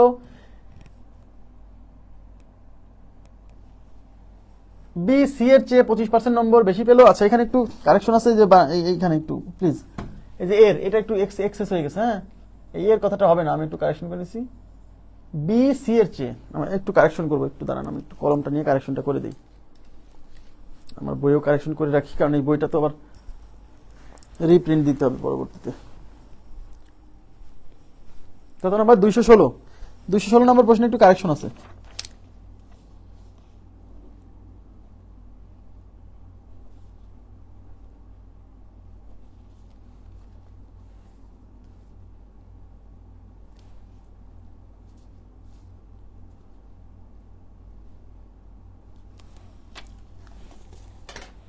দেখেন একটি পরীক্ষায় এ বি এর চেয়ে 10% নম্বর কম পেল, বি সি এর চেয়ে 25% নম্বর বেশি পেল, এবং সি ডি এর চেয়ে 20% নম্বর কম পেল, যদি এ 500 নম্বরের মধ্যে 360 পায়। এ পাইছে 360 নম্বর, বলছে তাহলে ডি কত নম্বর পেল? প্রথম কথা হলো, এই যে প্রথম লাইন থেকে এ আর বি এর নম্বরের অনুপাত তৈরি করে ফেলবো। সবাই তাকাবেন প্লিজ, সবাই তাকান, আমি A:B করব। আপনারা আমাকে বলেন এখানে একটি পরীক্ষা এ বি এর চেয়ে 10% নম্বর কম পেল, এখানে এ এর নম্বরের বর্ণনা দেওয়া বি এর নম্বরের সাপেক্ষে, কি বলছিলাম, যার সাপেক্ষে বর্ণনা দেওয়া থাকবে তাকে 100। তাহলে এ পাইছে বি এর চেয়ে 10% কম, তার মানে বি যদি 100 পায়, এ পাবে 100 থেকে 10 কম, 90, অর্থাৎ এ হবে 90, বি হবে 100। এইটুকু কি বুঝছেন? এবার অনুপাতে কাটাকাটি করে দেয় না, এখানে কমন কি আছে, যে এই শূন্য কাটা, তাহলে 9:10, বুঝছেন কিনা বলেন? এ আর বি এর অনুপাত তৈরি করে ফেললাম। এবার বি সি এর চেয়ে 25% নম্বর বেশি পেল, তার মানে এখানে বি এর নম্বরের বর্ণনা সি এর সাপেক্ষে, তাহলে B:C হবে, এখান থেকে B:C। দেখেন তাহলে কি করবো, সি এরটা 100 ধরবো, তাহলে সি 100 হলে বি পাইছে 25% বেশি, তার মানে বি হবে 125, তাহলে 125 আর এটা 100। দেখেন 100 আর 125 কে কত দিয়ে কাটা যায়? 25 দিয়ে কাটা যায়। 5 25 125, 4 25 100, তার মানে 5:4, তার মানে 5:4। আপনারা কি বুঝতেছেন? এইবার সি ডি এর চেয়ে 20% কম পেলো, তার মানে এখান থেকে সি আর ডি এর অনুপাত পাবো, এই যে সি আর ডি, সি বি এর চেয়ে ডি এর চেয়ে 20% কম, তার মানে এখানে সি এর নাম্বারের বর্ণনা ডি এর সাপেক্ষে, তাহলে ডি কে ধরবো 100 আর সি ধরবো 20% কম, মানে 80, তাহলে সি হলো 80 আর ডি হলো 100। বুঝতেছেন? এবার দেখেন 80 আর 100 20 দিয়ে কাটা যায়, 4 20 80, 5 20 100, তার মানে 4:5, তাহলে এটা হচ্ছে 4:5। এইবার H:B, B:C, C:D পেয়ে গেছি, এই সবগুলো থেকে আমাকে H:B, C:D এর ধারাবাহিক অনুপাত তৈরি করা যায়, কিন্তু আমরা সেটা করব না। কেন? কারণ আমাকে এখানে একটু তাকান প্লিজ, এখানে আপনাকে একটু ট্রিক্স অ্যাপ্লাই করতে হবে। এ এর নম্বর দেওয়া আছে 360, এর নম্বর দেওয়া আছে আর ডি এর নম্বর চাইছে, তার মানে আমার সব অনুপাত দরকার নাই, আমার শুধু এ আর ডি এর মধ্যে রিলেশন পেলেই হবে। মানে আমি যদি কোনোভাবে H:D এই মানটা বের করতে পারি তাহলেই হয়ে যাচ্ছে, কারণ আমার তো ডি এর নম্বর চাইছে, এর নম্বর দেওয়া আছে। এবার তাকান, এই যে অনুপাতগুলো করছেন, এই অনুপাতের শুরুতে আছে এ আর শেষে আছে ডি। আপনাদের মনে আছে H:B, B:C, C:D, এরকম যদি প্রথমটা আর শেষটার অনুপাত বের করতে হয় তাহলে কেমনে করছিলাম? তাহলে প্রথমটা মানে এ, শেষটা মানে ডি, এটা বের করার জন্য কি করছিলাম, এই সবগুলো প্রথম রাশি গুণ করছিলাম, তাহলে এর মান পাইতাম, সবগুলো দ্বিতীয় রাশির গুণ করছিলাম, তাহলে ডির মান পাইতাম। মনে আছে? এগুলো ভুলে গেলে চলবে না ভাই, এই যে অনুপাতের কনসেপ্ট এখানে কাজে লাগতেছে। এমনিতে অনুপাতটা আগে পড়াইনি, লসাগু গোসাগু আগে পড়াইনি, কাজ আছে। এগুলো সব গুণ করেন, এখন সহজ সরল হওয়া যাবে না, এগুলো সব গুণ করলে, আচ্ছা গুণ করলে সমস্যা নাই, কিন্তু আমরা এগুলো গুণ ফল লিখবো না, এই 9 গুণ 5 গুণ 4 আলাদা করে লিখবো, 9 গুণ 5 গুণ 4 গুণ করবো না, রেখে দিলাম ইস টু। ডির মান কেমনে পাবেন? এই সবগুলো গুণ, 10 গুণ 4 গুণ 5, 10 গুণ 4 গুণ 5। এখানে আর এখানে কমন রাশি কি? এই 5 কমন, 5 কমন কাটা, 4 কমন, 4 কমন কাটা, তাহলে 9:10, তাহলে 9:10। তার মানে A/D ইজ ইকুয়াল টু 9:10। বুঝছেন কি? তাহলে আমি ধরে নিতে পারি A এর মানটা 9x আর এই D এর মানটা কত? 10x। ধরা যায় কিনা? এখন এই এর নাম্বারটা দিয়ে আছে 360 আর আমরা বের করছি এর নাম্বার হচ্ছে 9x। তার মানে এই 9x এর নাম্বার আবার 360 এর নাম্বার, তার মানে 9x ইজ ইকুয়াল টু 360। তাহলে প্রশ্ন মতে 9x ইজ ইকুয়াল টু 360। তাহলে x ইকুয়াল টু কত? 9 এই পাশে গুণ আছে, ওই পাশে ভাগ হবে।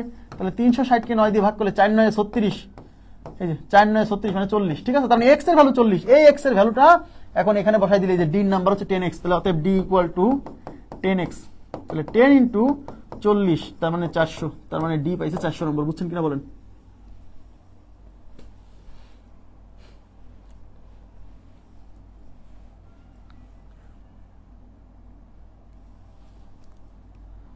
আপনারা কি বুঝছেন? এই অঙ্কটা বুঝছেন? আমি একটু পানির বিরতি নিচ্ছি, আপনারা একটু কাইন্ডলি কমেন্ট করেন তো। কোথাও সমস্যা থাকলে বলবেন, কোথাও সমস্যা থাকলে বলবেন। অনুপাতের ক্লাস যারা করছেন তারপরেও যদি সমস্যা ফেস করেন আমাকে বলবেন।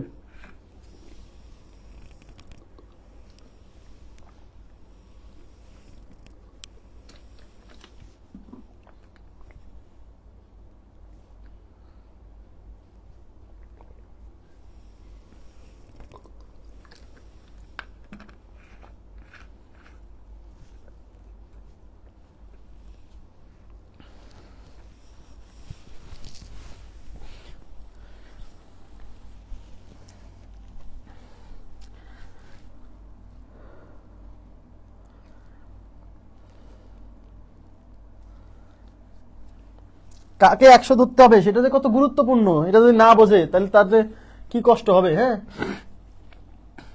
যার সাপেক্ষে বর্ণনাতে থাকবে তাকে 100, এই যে অনুপাত তৈরি করে ফেলছি। ঠিক আছে, নেক্সট।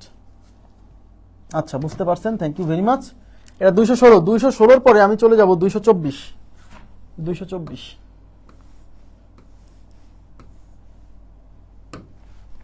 দেখেন, একটি শ্রেণীর 20 জন ছাত্রী এবং 30 জন ছাত্র একটি বনভোজন আয়োজন করলো। ভালো কথা। 30% ছাত্রী এবং 40% ছাত্র বনভোজনে অংশগ্রহণ করলো। শতকরা কতজন ছাত্রছাত্রী বনভোজনে অংশগ্রহণ করলো? এখানে আমরা 100 ধরে নিতে পারবো না। কেন? কারণ অ্যাকচুয়াল সংখ্যা দেওয়া আছে। দেখেন 20 জন ছাত্রী, 30 জন ছাত্র, তার মানে এখানে একটু তাকান, এই যে এটা হচ্ছে মেল স্টুডেন্টের মধ্যে মেল। হ্যাঁ, কত? Sorry female. আচ্ছা, ফিমেল, কোনো সমস্যা নেই। এই যে ফিমেল, ফিমেল স্টুডেন্ট কতজন? 20 জন। আর মেল স্টুডেন্ট কতজন? 30 জন। এই যে ফিমেল স্টুডেন্ট 20 জন, এই 20 জনের 30% বনভোজনে অংশগ্রহণ করছে। তাহলে এই 20 এর 30%, এটা পার্টিসিপেন্ট। তাহলে 20 এর 30% মানে 20 গুণ 30 ডিভাইডেড বাই 100। এই 0 0 কাটা, এই 0 0 কাটা, 3 2 6। তার মানে সোজা কথা এই 20 জনের মধ্যে 6 জন অংশগ্রহণ করছে। এবং এই ছাত্রদের 40%, তার মানে ছাত্র হলো 30 জন, এই 30 জনের 40%, তাহলে 30 এর মানে গুণ 40% মানে 40 বাই 100। এই 0 0 কাটা, এই 0 0 কাটা, তাহলে 12 জন। ঠিক আছে, তার মানে 6 জন হচ্ছে, তার মানে এই 6 জন আর এই 12 জন, তাহলে মোট অংশগ্রহণ করছে কয়জন? তাহলে মোট অংশগ্রহণকারী 6, এই 6 প্লাস 12 ইজ ইকুয়াল টু 18 জন। তাহলে মোট অংশগ্রহণকারী হচ্ছে 18 জন। বুঝছেন? মোট অংশগ্রহণকারী 18 জন। কিন্তু কোশ্চেনে বলছে যে শতকরা কতজন অংশগ্রহণ করছে। তাহলে কিসের শতকরা চাইছে? দেখেন, শতকরা কতজন ছাত্রছাত্রী বনভোজনে অংশগ্রহণ করলো। তাহলে কিসের শতকরা চাইছে? অংশগ্রহণ করা ছাত্রছাত্রীর শতকরা। এদিকে তাকান, শতকরা কতজন অংশগ্রহণ করলো, তার মানে কিসের শতকরা? কতজন অংশগ্রহণ করছে তার শতকরা। তাহলে উপরে যাবে কতজন অংশগ্রহণ করছে, কতজন অংশগ্রহণ করছে? 18 জন। তাহলে 18 উপরে। আর এটা বের করতে হবে মোট ছাত্রছাত্রীর সাপেক্ষে। মোট ছাত্রছাত্রী মানে 20 প্লাস 30। এদিকে তাকান, এই 20 প্লাস 30 মানে মোট হচ্ছে 50 জন। তাহলে 50 নিচে, শতকরার জন্য 100 দিয়ে গুণ। এই 50 দিয়ে এটা যাবে 2 বার, 18 দুগুণে 36। তাহলে উত্তর হচ্ছে 36%। ক্লিয়ার? 36%।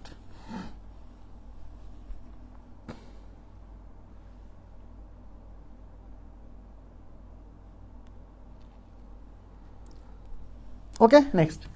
ক্লিয়ার? খুবই সিম্পল। হ্যাঁ, এবার আমরা চলে যাব 224 পরে 225।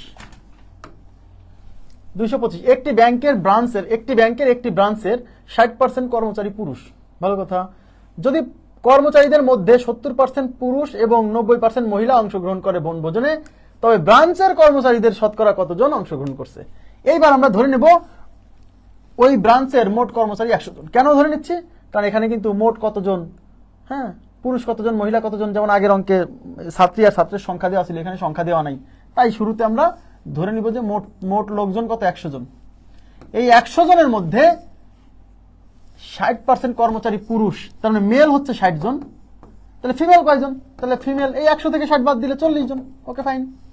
এবার বলছে যদি কর্মচারীদের মধ্যে 70% পুরুষ এবং 90% মহিলা বনভোজনে অংশগ্রহণ করে, তার মানে এই যে 60 জন যে পুরুষ আছে, এই 60 জন পুরুষের 70% হচ্ছে অংশগ্রহণ করছে, বুঝছেন? তাহলে পার্টিসিপেন্ট কতজন? এই 60 জনের মানে 60 এর মানে গুণ এই 60 এর 70%, 70% মানে 70/100। এই 0 কাটা, এই 0 কাটা, 6 সাথে 42 জন। তাই এই 42 জন হচ্ছে পার্টিসিপেন্ট, এই 60 জন, ঠিক আছে? আর এই মহিলা যে 40 জন আছে, এই মহিলা 40 জনের মধ্যে 90% অংশগ্রহণ করছে। দেখছেন মহিলা সব জায়গায় অংশগ্রহণ করে ফার্স্ট, বেশি সংখ্যায়।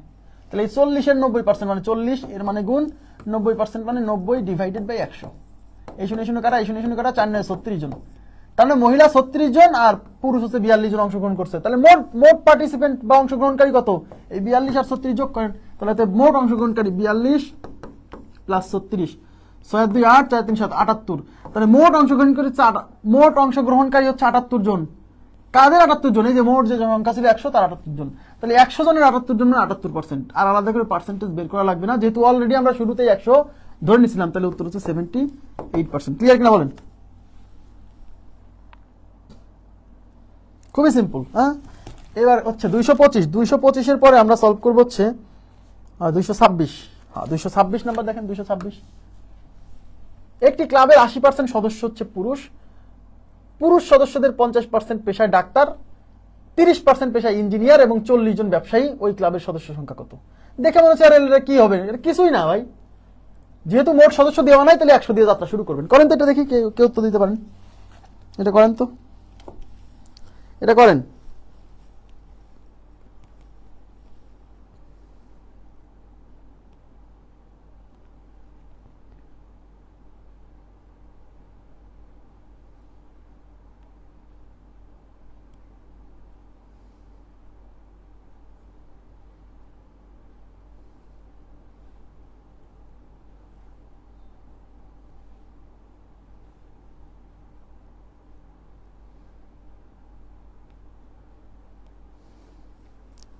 এটা করেন। কত আসছে?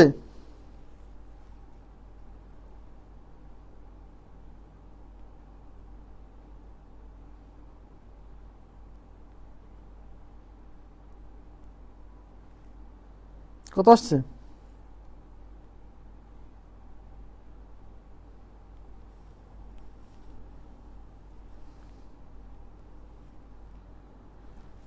আচ্ছা, 200 জন বলছেন রানা মল্লিক।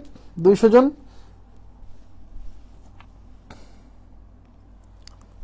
আচ্ছা, আর কেউ?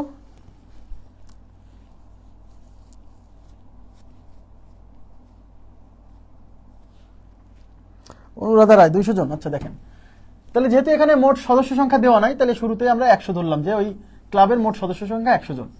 এই 100 জনের মধ্যে 80% সদস্য পুরুষ। তার মানে এই যে মেল ইজ ইকুয়াল টু, এই যে দেখেন এদিকে তাকান, মেল ইজ ইকুয়াল টু 80 জন। তাহলে ফিমেল কতজন?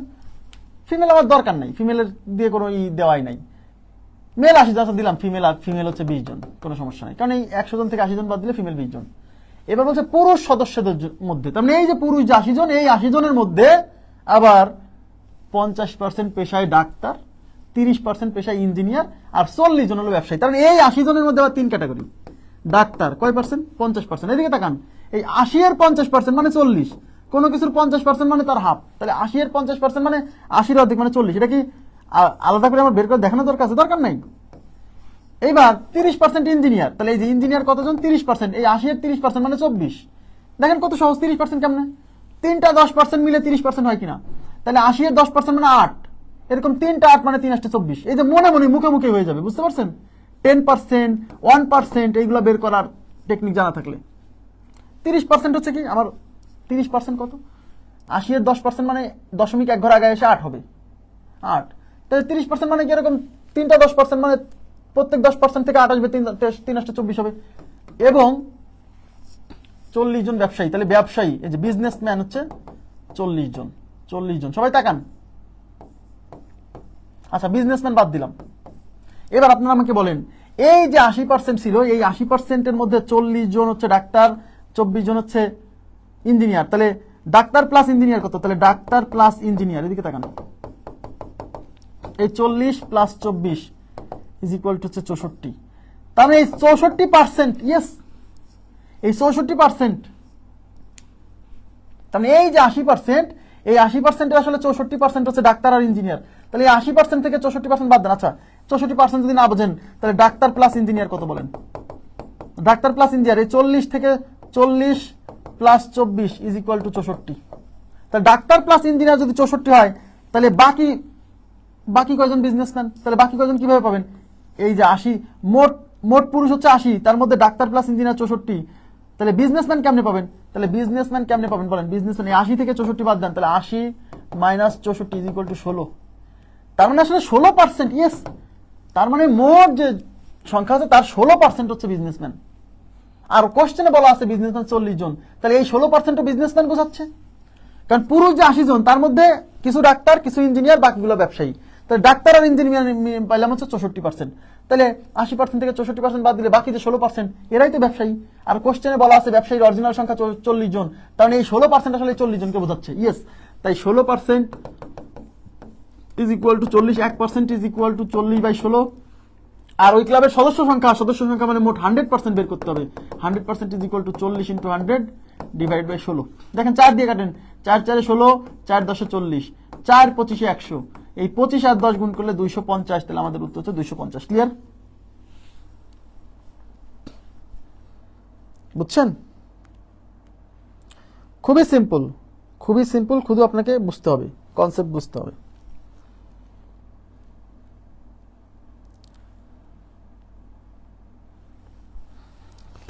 কেমনে হলো? হয়েছে এটা কত? 226। 226-এর পরে আমরা সলভ করব হচ্ছে 227। কারো কোনো কোশ্চেন আছে এই প্রশ্নে? কোনো কোশ্চেন আছে? জিজ্ঞাসা করতে পারেন।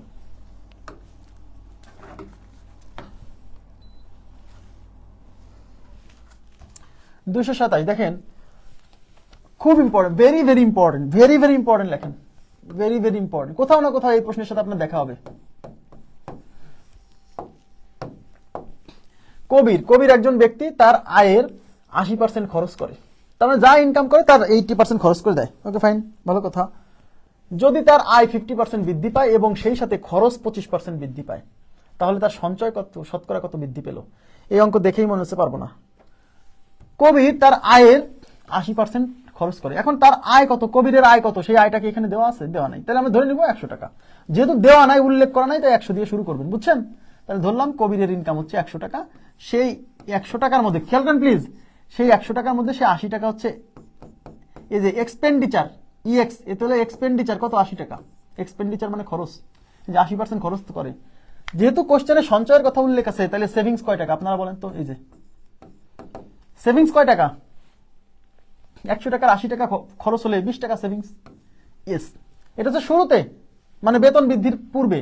এবার আমি আরেকটা চার্ট লিখবো এরপরে যেটা লিখতেছি সেটা হচ্ছে বেতন বৃদ্ধির পরে। এদিকে তাকান, এইবার তার বেতন 50% বৃদ্ধি পাইছে, তাহলে তার বেতন আগে ছিল 100, তাহলে 50% বৃদ্ধি পেলে 100 50% মানে 50, তাহলে 100 প্লাস 50, তাহলে এই যে নতুন বেতন 150। খেয়াল করবেন প্লিজ, নতুন বেতন 150। এইবার নতুন খরচ কত? এদিকে তাকান, নতুন খরচ কত? কোশ্চেনে বলছে তার খরচ 25% বৃদ্ধি পায়। এই ভাইয়া 25% মানে 1/4 অংশ, এগুলো এমনি মুখস্থ রাখবেন। 25% মানে 1/4, কেমনে? 25% মানে 25/100 না? 25 অক্ষে 25, 4 25 100, 1/4, ইয়েস। তাহলে 25% মানে 1/4 অংশ, মানে 4 ভাগের 1 ভাগ, বুঝছেন? 25% মানে কত? 4 ভাগের 1 ভাগ। তো এমনি পারা যায়, তাই না? ইয়েস। তাহলে তার খরচ 25% বৃদ্ধি পাইছে, মানে 4 ভাগের 1 ভাগ বৃদ্ধি পাইছে। আচ্ছা, এই যে খরচ যে 25% বৃদ্ধি পাইছে, এটা কার 25%? এটা পূর্বের খরচের 25%, ইয়েস, ইনকামের 25% না। খরচ যে বৃদ্ধি পাইছে 25%, এটা হচ্ছে পূর্বে যে খরচ ছিল সেই খরচের 25% বৃদ্ধি পাইছে। তা পূর্বে খরচ ছিল তো ভাই 80 টাকা, ইয়েস, তার মানে তার খরচ এখন বৃদ্ধি পাইছে এই 80 এর 25%।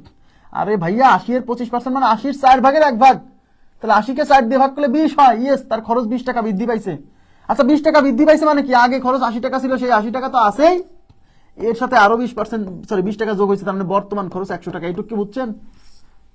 মুখে মুখে এগুলো পারতে হবে ভাই, কারণ 25% যদি আপনার করে বের করা লাগে তাহলে তো সমস্যা। 25% করে বের করা লাগবে। কোনো কিছুর 25% মানে তার 4 ভাগের 1 ভাগ। তাহলে 80-র 25% মানে 80-কে 4 দিয়ে ভাগ করেন, 80-কে 4 দিয়ে ভাগ করলে 20, তাহলে 80-র 25% মানে আসলে 20। তার মানে তার খরচ বৃদ্ধি পেয়েছে 20 টাকা। তাহলে আগে খরচ ছিল 80 আর বৃদ্ধি পেয়েছে 20 টাকা, তাহলে বর্তমান খরচ 80 + 20 100 টাকা। এবার বলেন বর্তমান সেভিংস কয় টাকা? কেউ বলতে পারবেন বর্তমান সেভিংস কত? ভাইয়া বর্তমান আয় কিন্তু 150, কিন্তু বর্তমান খরচ কিন্তু 100। তাহলে বর্তমান সেভিংস কি এই 100? বর্তমান আয় থেকে বর্তমান খরচ বাদ দিতে হবে। তাহলে 150 থেকে 100 বাদ দেন, তাহলে বর্তমান সেভিংস হলো 150 - 100 = 50 টাকা। টাকা নিদিকে প্লিজ। তাহলে বর্তমান সেভিংস 50 টাকা। কোশ্চেনে বলছে তাহলে তার সঞ্চয় শতকরা কত বৃদ্ধি পাবে? তাহলে সঞ্চয় শতকরা কত বৃদ্ধি পাবে? ভাইয়া সঞ্চয় বৃদ্ধি পাইছে কয় টাকা? সঞ্চয় আগে ছিল 20 টাকা, এখন সঞ্চয় 50 টাকা। তাহলে সঞ্চয় বাড়ছে কয় টাকা? এই 50 টাকা থেকে 20 টাকা বাদ দেন, 30 টাকা। ইয়েস। তাহলে কিসের শতকরা চাইছে? তাহলে তার সঞ্চয় শতকরা কত বৃদ্ধি পাবে? তার মানে সঞ্চয় বৃদ্ধির শতকরা চাইছে, সঞ্চয় বৃদ্ধির শতকরা। তাহলে কি বলছিলাম? যার শতকরা চাইবে সেটা উপরে। যেহেতু সঞ্চয় বৃদ্ধির শতকরা চাইছে, তাই সঞ্চয় বৃদ্ধিটা যাবে উপরে। আর কোন কিছুর শতকরা বের করতে হয় পূর্বের অবস্থার সাপেক্ষে, মনে রাখবেন। কোন কিছুর শতকরা বের করতে হয় তার পূর্বের অবস্থার সাপেক্ষে। তাহলে এখানে যেহেতু সঞ্চয় বৃদ্ধির শতকরা চাইছে, তার মানে এটা বের করতে হবে পূর্বের সঞ্চয়ের সাপেক্ষে, মোট বেতনের সাপেক্ষে না। সঞ্চয় বৃদ্ধির শতকরা চাইছে, মানে সঞ্চয় কত বেশি, শতকরা কত বৃদ্ধি পাইছে। তার মানে আগে যে সঞ্চয় ছিল সেই সঞ্চয়ের সাপেক্ষে শতকরা কত বৃদ্ধি পাইছে, বুঝছেন? তাহলে সঞ্চয় বৃদ্ধি কয় টাকা? সঞ্চয় আগে ছিল 20, এখন 50। তাহলে বর্তমান সঞ্চয় বৃদ্ধি হচ্ছে 50 থেকে 20 বাদ দেন, তার মানে 30 টাকা। যে সঞ্চয় বৃদ্ধি 50 - 20 = 30 টাকা। কোশ্চেনে চাইছে সঞ্চয় বৃদ্ধির শতকরা। তাহলে সঞ্চয় বৃদ্ধির শতকরা চাইছে, তো যার শতকরা চাইবে সেটা উপরে। যেহেতু সঞ্চয় বৃদ্ধির শতকরা চাইছে, তাই সঞ্চয় বৃদ্ধিটা যাবে উপরে। সঞ্চয় বৃদ্ধি মানে 30। আর এটা বের করতে হবে পূর্বের সঞ্চয়ের সাপেক্ষে। পূর্বের সঞ্চয় মানে 20 টাকা, এটার সাপেক্ষে। শতকরার জন্য 100 দিয়ে গুণ,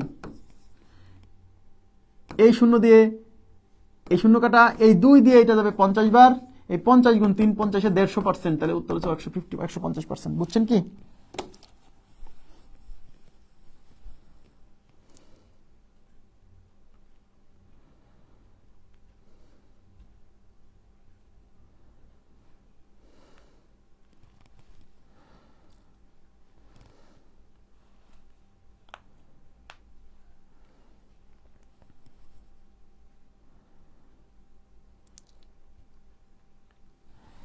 আচ্ছা,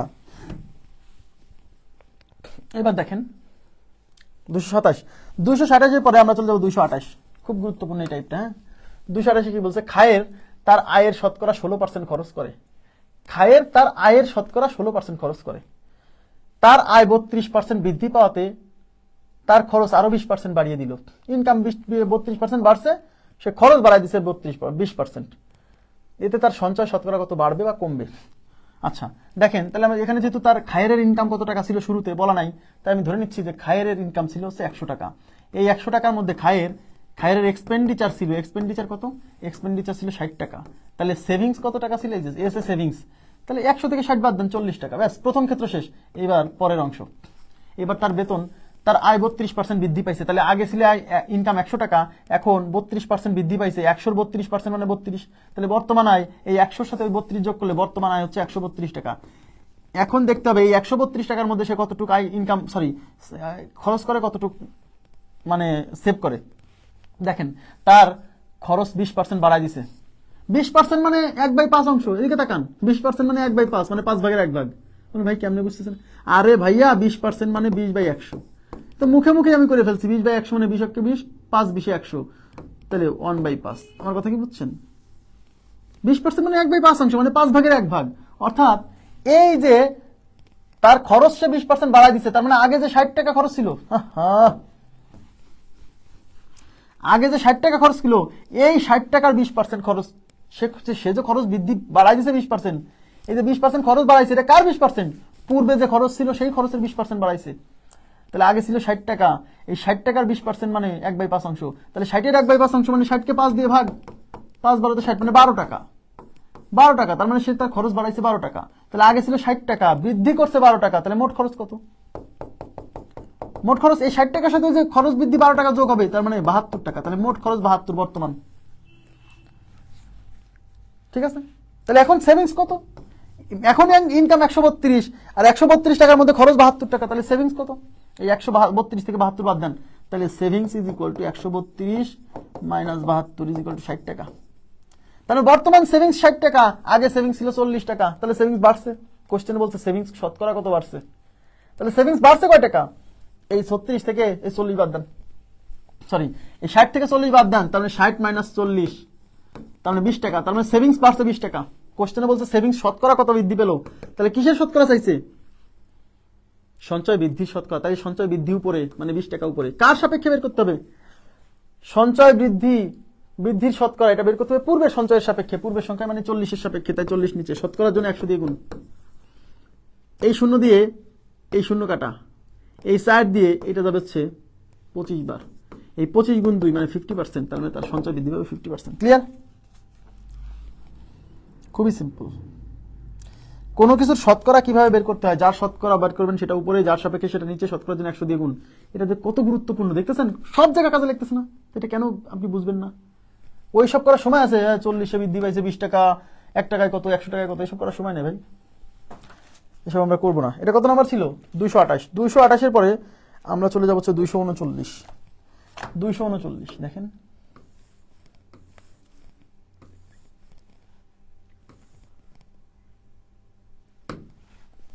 এই যে 239-এ কি বলছে দেখেন, 239-এ বলছে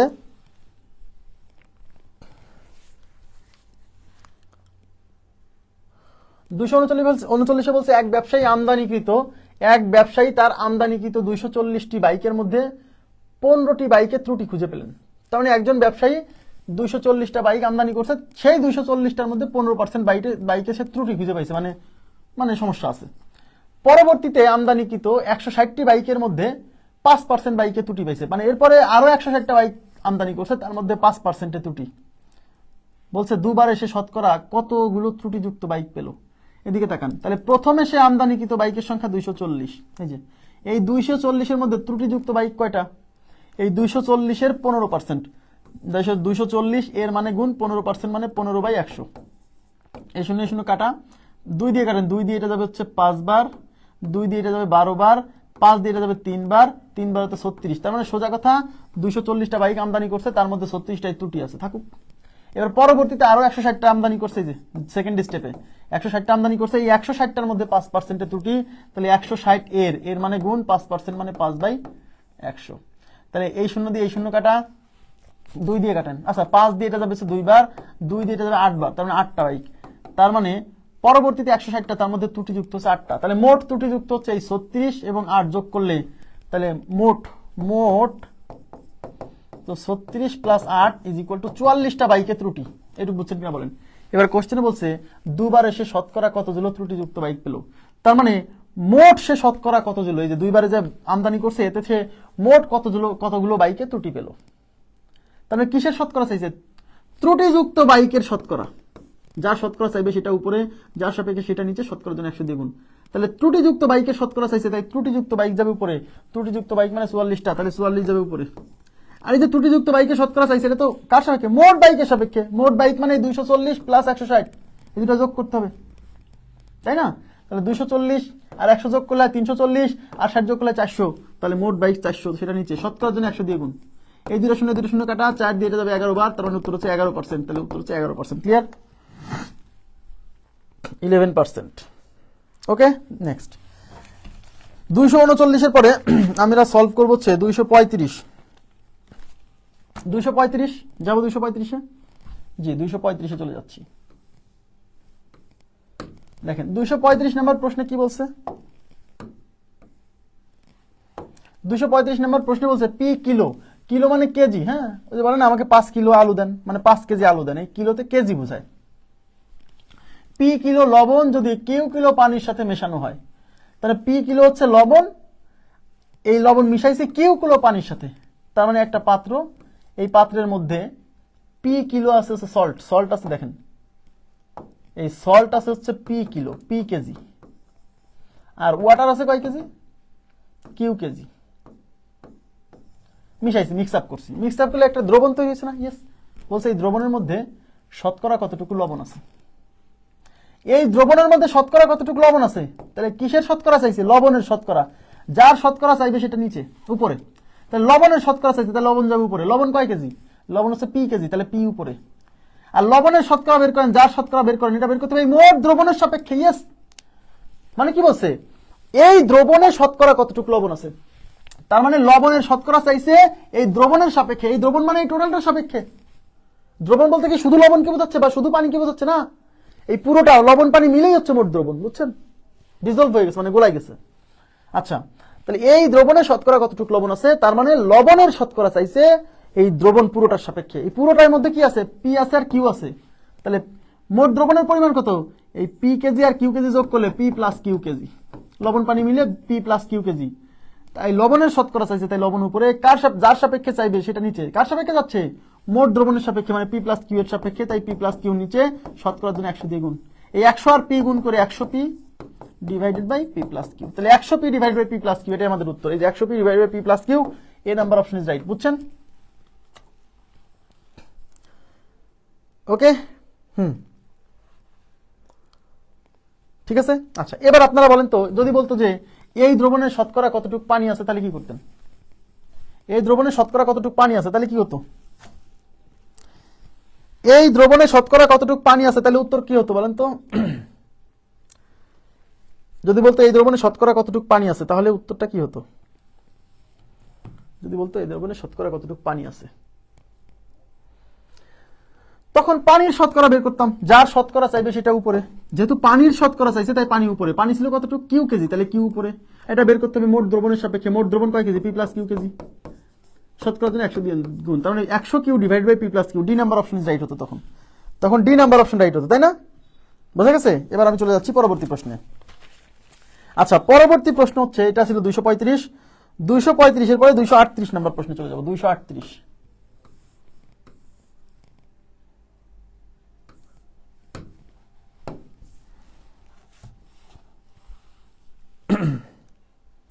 আচ্ছা, 238-এ কি বলছে?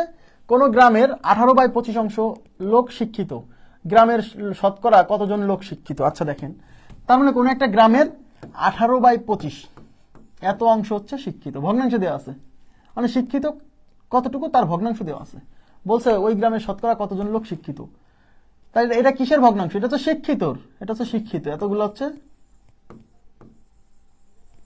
শিক্ষিত। অঙ্কে বলছে ওই গ্রামের শতকরা কতজন লোক শিক্ষিত, তাহলে এটা হচ্ছে শিক্ষিত, ভগ্নাংশ দেওয়া আছে। এটাকে শতকরা বানাতে হবে, 100 দিয়ে গুণ করতে হবে, খুবই সিম্পল। তাহলে 18/25 গুণ হচ্ছে 100, এটা দিয়ে যাবে 4 বার, 4 18 72, তাহলে উত্তর হচ্ছে 72%। উত্তর হচ্ছে 72, 72% লোক হচ্ছে শিক্ষিত। জি। আচ্ছা, এখন আপনাকে যদি বলা হতো এই প্রশ্নে যে ওই গ্রামের কতজন লোক শিক্ষিত নয়, মনে করেন যে এই প্রশ্নে আসলো কোন গ্রামের 18/25 অংশ লোক শিক্ষিত, তাহলে ওই গ্রামের শতকরা কতজন লোক শিক্ষিত নয়, তখন আমরা কি করতাম? তখন আমরা শিক্ষিতই বের করতাম। এদিকে তাকান, তখনও আমরা শিক্ষিতই বের করতাম। হ্যাঁ, তাহলে শিক্ষিত বের করতাম হচ্ছে এই যে 72%, তারপর টোটাল জনসংখ্যা 100%, তার মধ্যে কিছু লোক শিক্ষিত, কিছু লোক শিক্ষিত নয়, তাই না?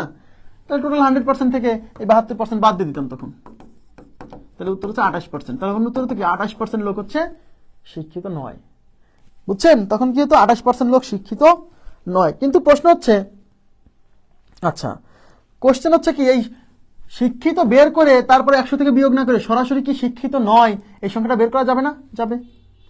যাবে, কোনো সমস্যা নেই। কিভাবে? এই যে 18/25 অংশ, এটা হচ্ছে শিক্ষিত, তাহলে শিক্ষিত নয় কত অংশ? মোট শোনেন, ভগ্নাংশে সম্পূর্ণ অংশটাকে 1 ধরতে হয়। যেমন শতকরায় পুরোটাকে 100 ধরতে হয় না? ইয়েস, তেমন ভগ্নাংশে সম্পূর্ণ অংশটাকে 1 ধরতে হয়। তাহলে ওই গ্রামের লোক সংখ্যা কিছু শিক্ষিত, কিছু শিক্ষিত নয়। ওই শিক্ষিত আর শিক্ষিত নয় এরা মিলে হচ্ছে 1। এই 1 অংশ জনসংখ্যা থেকে এই শিক্ষিত জনসংখ্যা মানে 18/25 এটা বাদ দিয়ে দিতাম, 25 লসাগু, 25 মাইনাস 18, তার মানে 7/25। এই 7/25 হলো কি? শিক্ষিত নয়। তাহলে এই ভগ্নাংশকে এখন 100 দিয়ে গুণ করে দিতাম, 4 25 100, 4 7 28, তাহলে উত্তর হচ্ছে 28%। এখন অনেকে জিজ্ঞাসা করে যে ভাই 1 মাইনাস 18/7 এইটা করে 7/25 এটা বের করার কি দরকার আছে? এটা কি করাটা আসলেই জরুরি? এটা করাটা আসলে জরুরি না। দেখেন 18/25 মানে 25/18 লোক হচ্ছে শিক্ষিত। তাহলে 25/18 শিক্ষিত হয়ে গেলে 25 মধ্যে আর বাকি থাকে কয় ভাগ আপনি বলেন? 25 থেকে 18 বাদ দিলে আর থাকে 7 ভাগ। তার মানে 25/7 লোক হচ্ছে শিক্ষিত নয়। এর জন্য তো 1 থেকে বিয়োগ করার দরকার নেই, এটা কমন সেন্স বলতেছে যে 25/18 হচ্ছে শিক্ষিত। তাহলে 25 মধ্যে থেকে 18 বাদ দিলে বাকি থাকে কয় ভাগ? 25 থেকে 18 বাদ দিলে বাকি থাকে 7 ভাগ। তার মানে এই 25/7 মানে 7/25 এগুলো হচ্ছে শিক্ষিত নয়। যেমন কোন একটা জিনিসের 3/4 অংশ নষ্ট হয়ে গেছে, তাহলে ভালো আছে কত? অনেকে 1 - 3/4 করে। কেন ভাই? 4 ভাগের 3 ভাগ নষ্ট হয়ে গেছে, তাহলে 4 ভাগের কয় ভাগ ভালো আছে? 4 থেকে 3 বাদ দেন, 1 ভাগ, তার মানে 1/4 ভাগ ভালো আছে। এর জন্য তো বিয়োগ করার দরকার নেই। কোন জিনিসের 3/8 ভাগ নষ্ট হয়ে গেছে, তাহলে ভালো আছে কত? আরে 8 ভাগের 3 ভাগ যদি নষ্ট হয়, তাহলে 8 ভাগের আর কয় ভাগ ভালো থাকে? 8 ভাগের 3 ভাগ বাদ দেন, তাহলে 8 ভাগ থেকে 3 ভাগ বাদ দিলে আর থাকে 5 ভাগ, তার মানে 5 এই যে নিচে 8 ভাগ, এটা ভালো আছে। এর জন্য তো 1 - 3/8 লসাগু 8 8 - 3 = 5 ভাগ, এটা করার তো দরকার নেই ভাই। আপনি অনেক বড় হয়ে গেছেন, এগুলো করার তো দরকার নাই। আপনাকে কেউ বলতেছে যে কোন একটা জিনিসের 17 ভাগের 13 ভাগ নষ্ট হয়ে গেছে, তাহলে ভালো আছে কত? আপনি এখন খাতা কলম চাইবেন তার কাছে, ভাই আরে ভাইয়া 17 ভাগের 13 ভাগ নষ্ট হয়ে গেছে, তাহলে 17 ভাগের থেকে 13 ভাগ বাদ দিলে থাকে কয় ভাগ? 4 ভাগ। তার মানে 4/17 মানে 17 ভাগের 4 ভাগ ভালো আছে। এর জন্য ক্যালকুলেটর দরকার নেই বা খাতায় লেখার দরকার নেই, ঠিক আছে?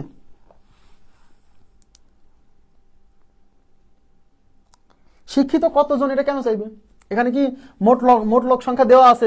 শিক্ষিত কতজন? ওই গ্রামে মোট জনসংখ্যা কত সেটাই তো দেওয়া নাই। ওই গ্রামে যদি মোট জনসংখ্যা দেওয়া থাকতো তাহলে তারপর বলতে পারতো যে হ্যাঁ জনসংখ্যা এত, তাহলে শিক্ষিত কতজন। এখানে তো কিভাবে বের করব? শিক্ষিত বেড়েছে কত? 72%। এখন ওই গ্রামে মোট কতজন শিক্ষিত এটা কেমনে বের করবো? এটা বলা সম্ভব না, কারণ মোট জনসংখ্যাই তো দেওয়া নাই বা কোনো ক্লুই তো দেওয়া নাই। ঠিক আছে, নেক্সট। আচ্ছা, এটা কত ছিল? 238। 238 পর আমরা চলে যাবো 240। 240 বর্তমানে 5 কেজি চালের দাম আগের 4 কেজি চালের দামের সমান হলে চালের দাম শতকরা কত কমেছে? দেখেই মনে হয় যে এটা খুব সহজ অঙ্ক, কিন্তু অঙ্কটা কিন্তু এত সহজ না এবং ইম্পর্টেন্ট, খুব গুরুত্বপূর্ণ অঙ্ক, আসার মতো। বর্তমানে 5 কেজি চালের দাম আগের 4 কেজি চালের দামের সমান, চালের দাম শতকরা কত কমেছে? ভাইয়া এই টাইপের কোশ্চেন সলভ করার নিয়ম হচ্ছে আপনি বর্তমানে 1 কেজির দাম কত আর পূর্বে 1 কেজির দাম কত ছিল সেটা ধরে নেওয়া। তাহলে ধরি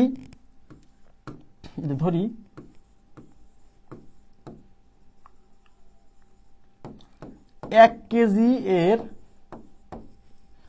বর্তমান দাম = x এবং 1 কেজি এর পূর্ব দাম = y ধরে নিলাম। এখন চালের দাম শতকরা কত কমছে এটা জানতে গেলে তো আগে আপনাকে জানতে হবে যে আগে 1 কেজির দাম কত ছিল, এখন 1 কেজির দাম কত। এটা না জানলে তো আপনি এদিকে তাকান। চালের দাম শতকরা কত কমছে, কতটুকু কমছে এটা জানতে হলে তো আগে দাম কত ছিল আর এখন বর্তমান দাম কত, এই দুইটা জিনিস না জানলে তো আপনি বলতে পারবেন না যে দাম কতটুকু কমছে বা বাড়ছে, তাই কি না? এই জন্য আমরা ধরে নিচ্ছি যে 1 কেজির আগের দাম x টাকা, 1 কেজির বর্তমান দাম x, 1 কেজির পূর্বের দাম y। এবার তাকান, বর্তমানে আপনি কয় কেজি চাল কিনছেন? এদিকে তাকান প্লিজ। বর্তমানে আপনি 5 কেজি চাল কিনছেন, তাহলে বর্তমানে 1 কেজির দাম x টাকা হলে 5 কেজির দাম 5x টাকা, 5 × x। এই যে 1 কেজির দাম x, তাহলে 1 কেজির বর্তমান দাম x, তাহলে বর্তমানে 5 কেজির দাম কত? 1 কেজির দাম গুণ 5, ঠিক আছে? আচ্ছা, 1 কেজির আগের দাম ছিল y টাকা, এই দেখেন আগের 4 কেজি চালের দাম সমান, তাহলে 1 কেজির দাম আগে ছিল y, তাহলে 4 কেজির আগের দাম এই দেখেন আগের 4 কেজির দামের সমান, বুঝছেন?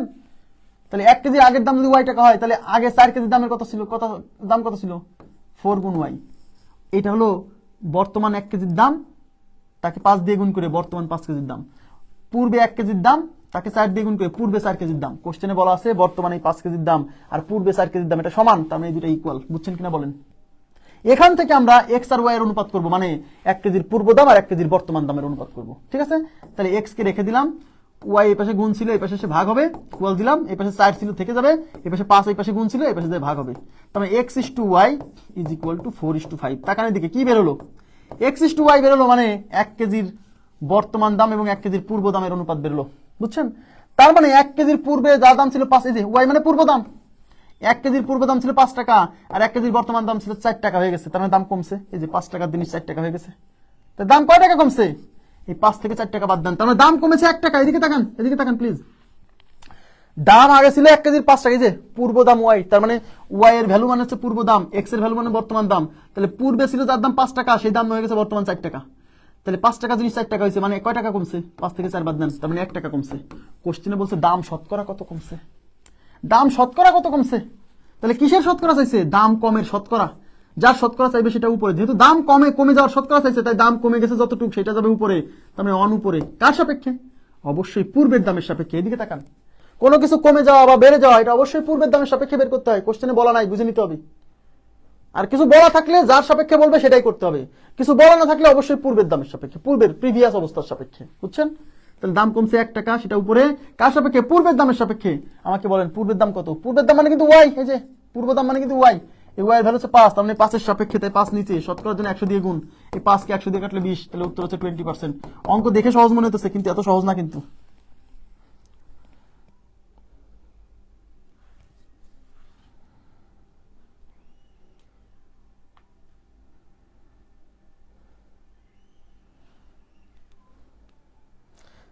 এটা কঠিন না। আমি কেন 1 কেজির দাম ধরে নিলাম? কারণ শোনেন, দাম কতটুকু কমছে বা বাড়ছে এই জিনিসটা জানতে হলে তো আপনাকে আগে জানতে হবে যে 1 কেজির দাম আগে কত ছিল, 1 কেজির দাম এখন কত, এটা জানতে হবে। এই জন্য 1 কেজির আগের দাম, 1 কেজির বর্তমান দাম দেওয়া নাই, তাই আমি ধরে নিচ্ছি যে 1 কেজির আগের দাম এক্স, 1 কেজির বর্তমান দাম এক্স, 1 কেজির পূর্বের দাম ওয়াই।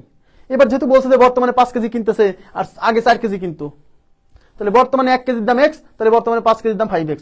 পূর্বে 1 কেজির দাম ওয়াই, তাহলে পূর্বে 4 কেজির দাম 4y। এই বর্তমানে 5 কেজির দাম আর পূর্বে 4 কেজির দাম সমান, তাই মাঝখানে ইকুয়াল দিছি, এখান থেকে x y এর অনুপাত তৈরি করছি, ব্যাস।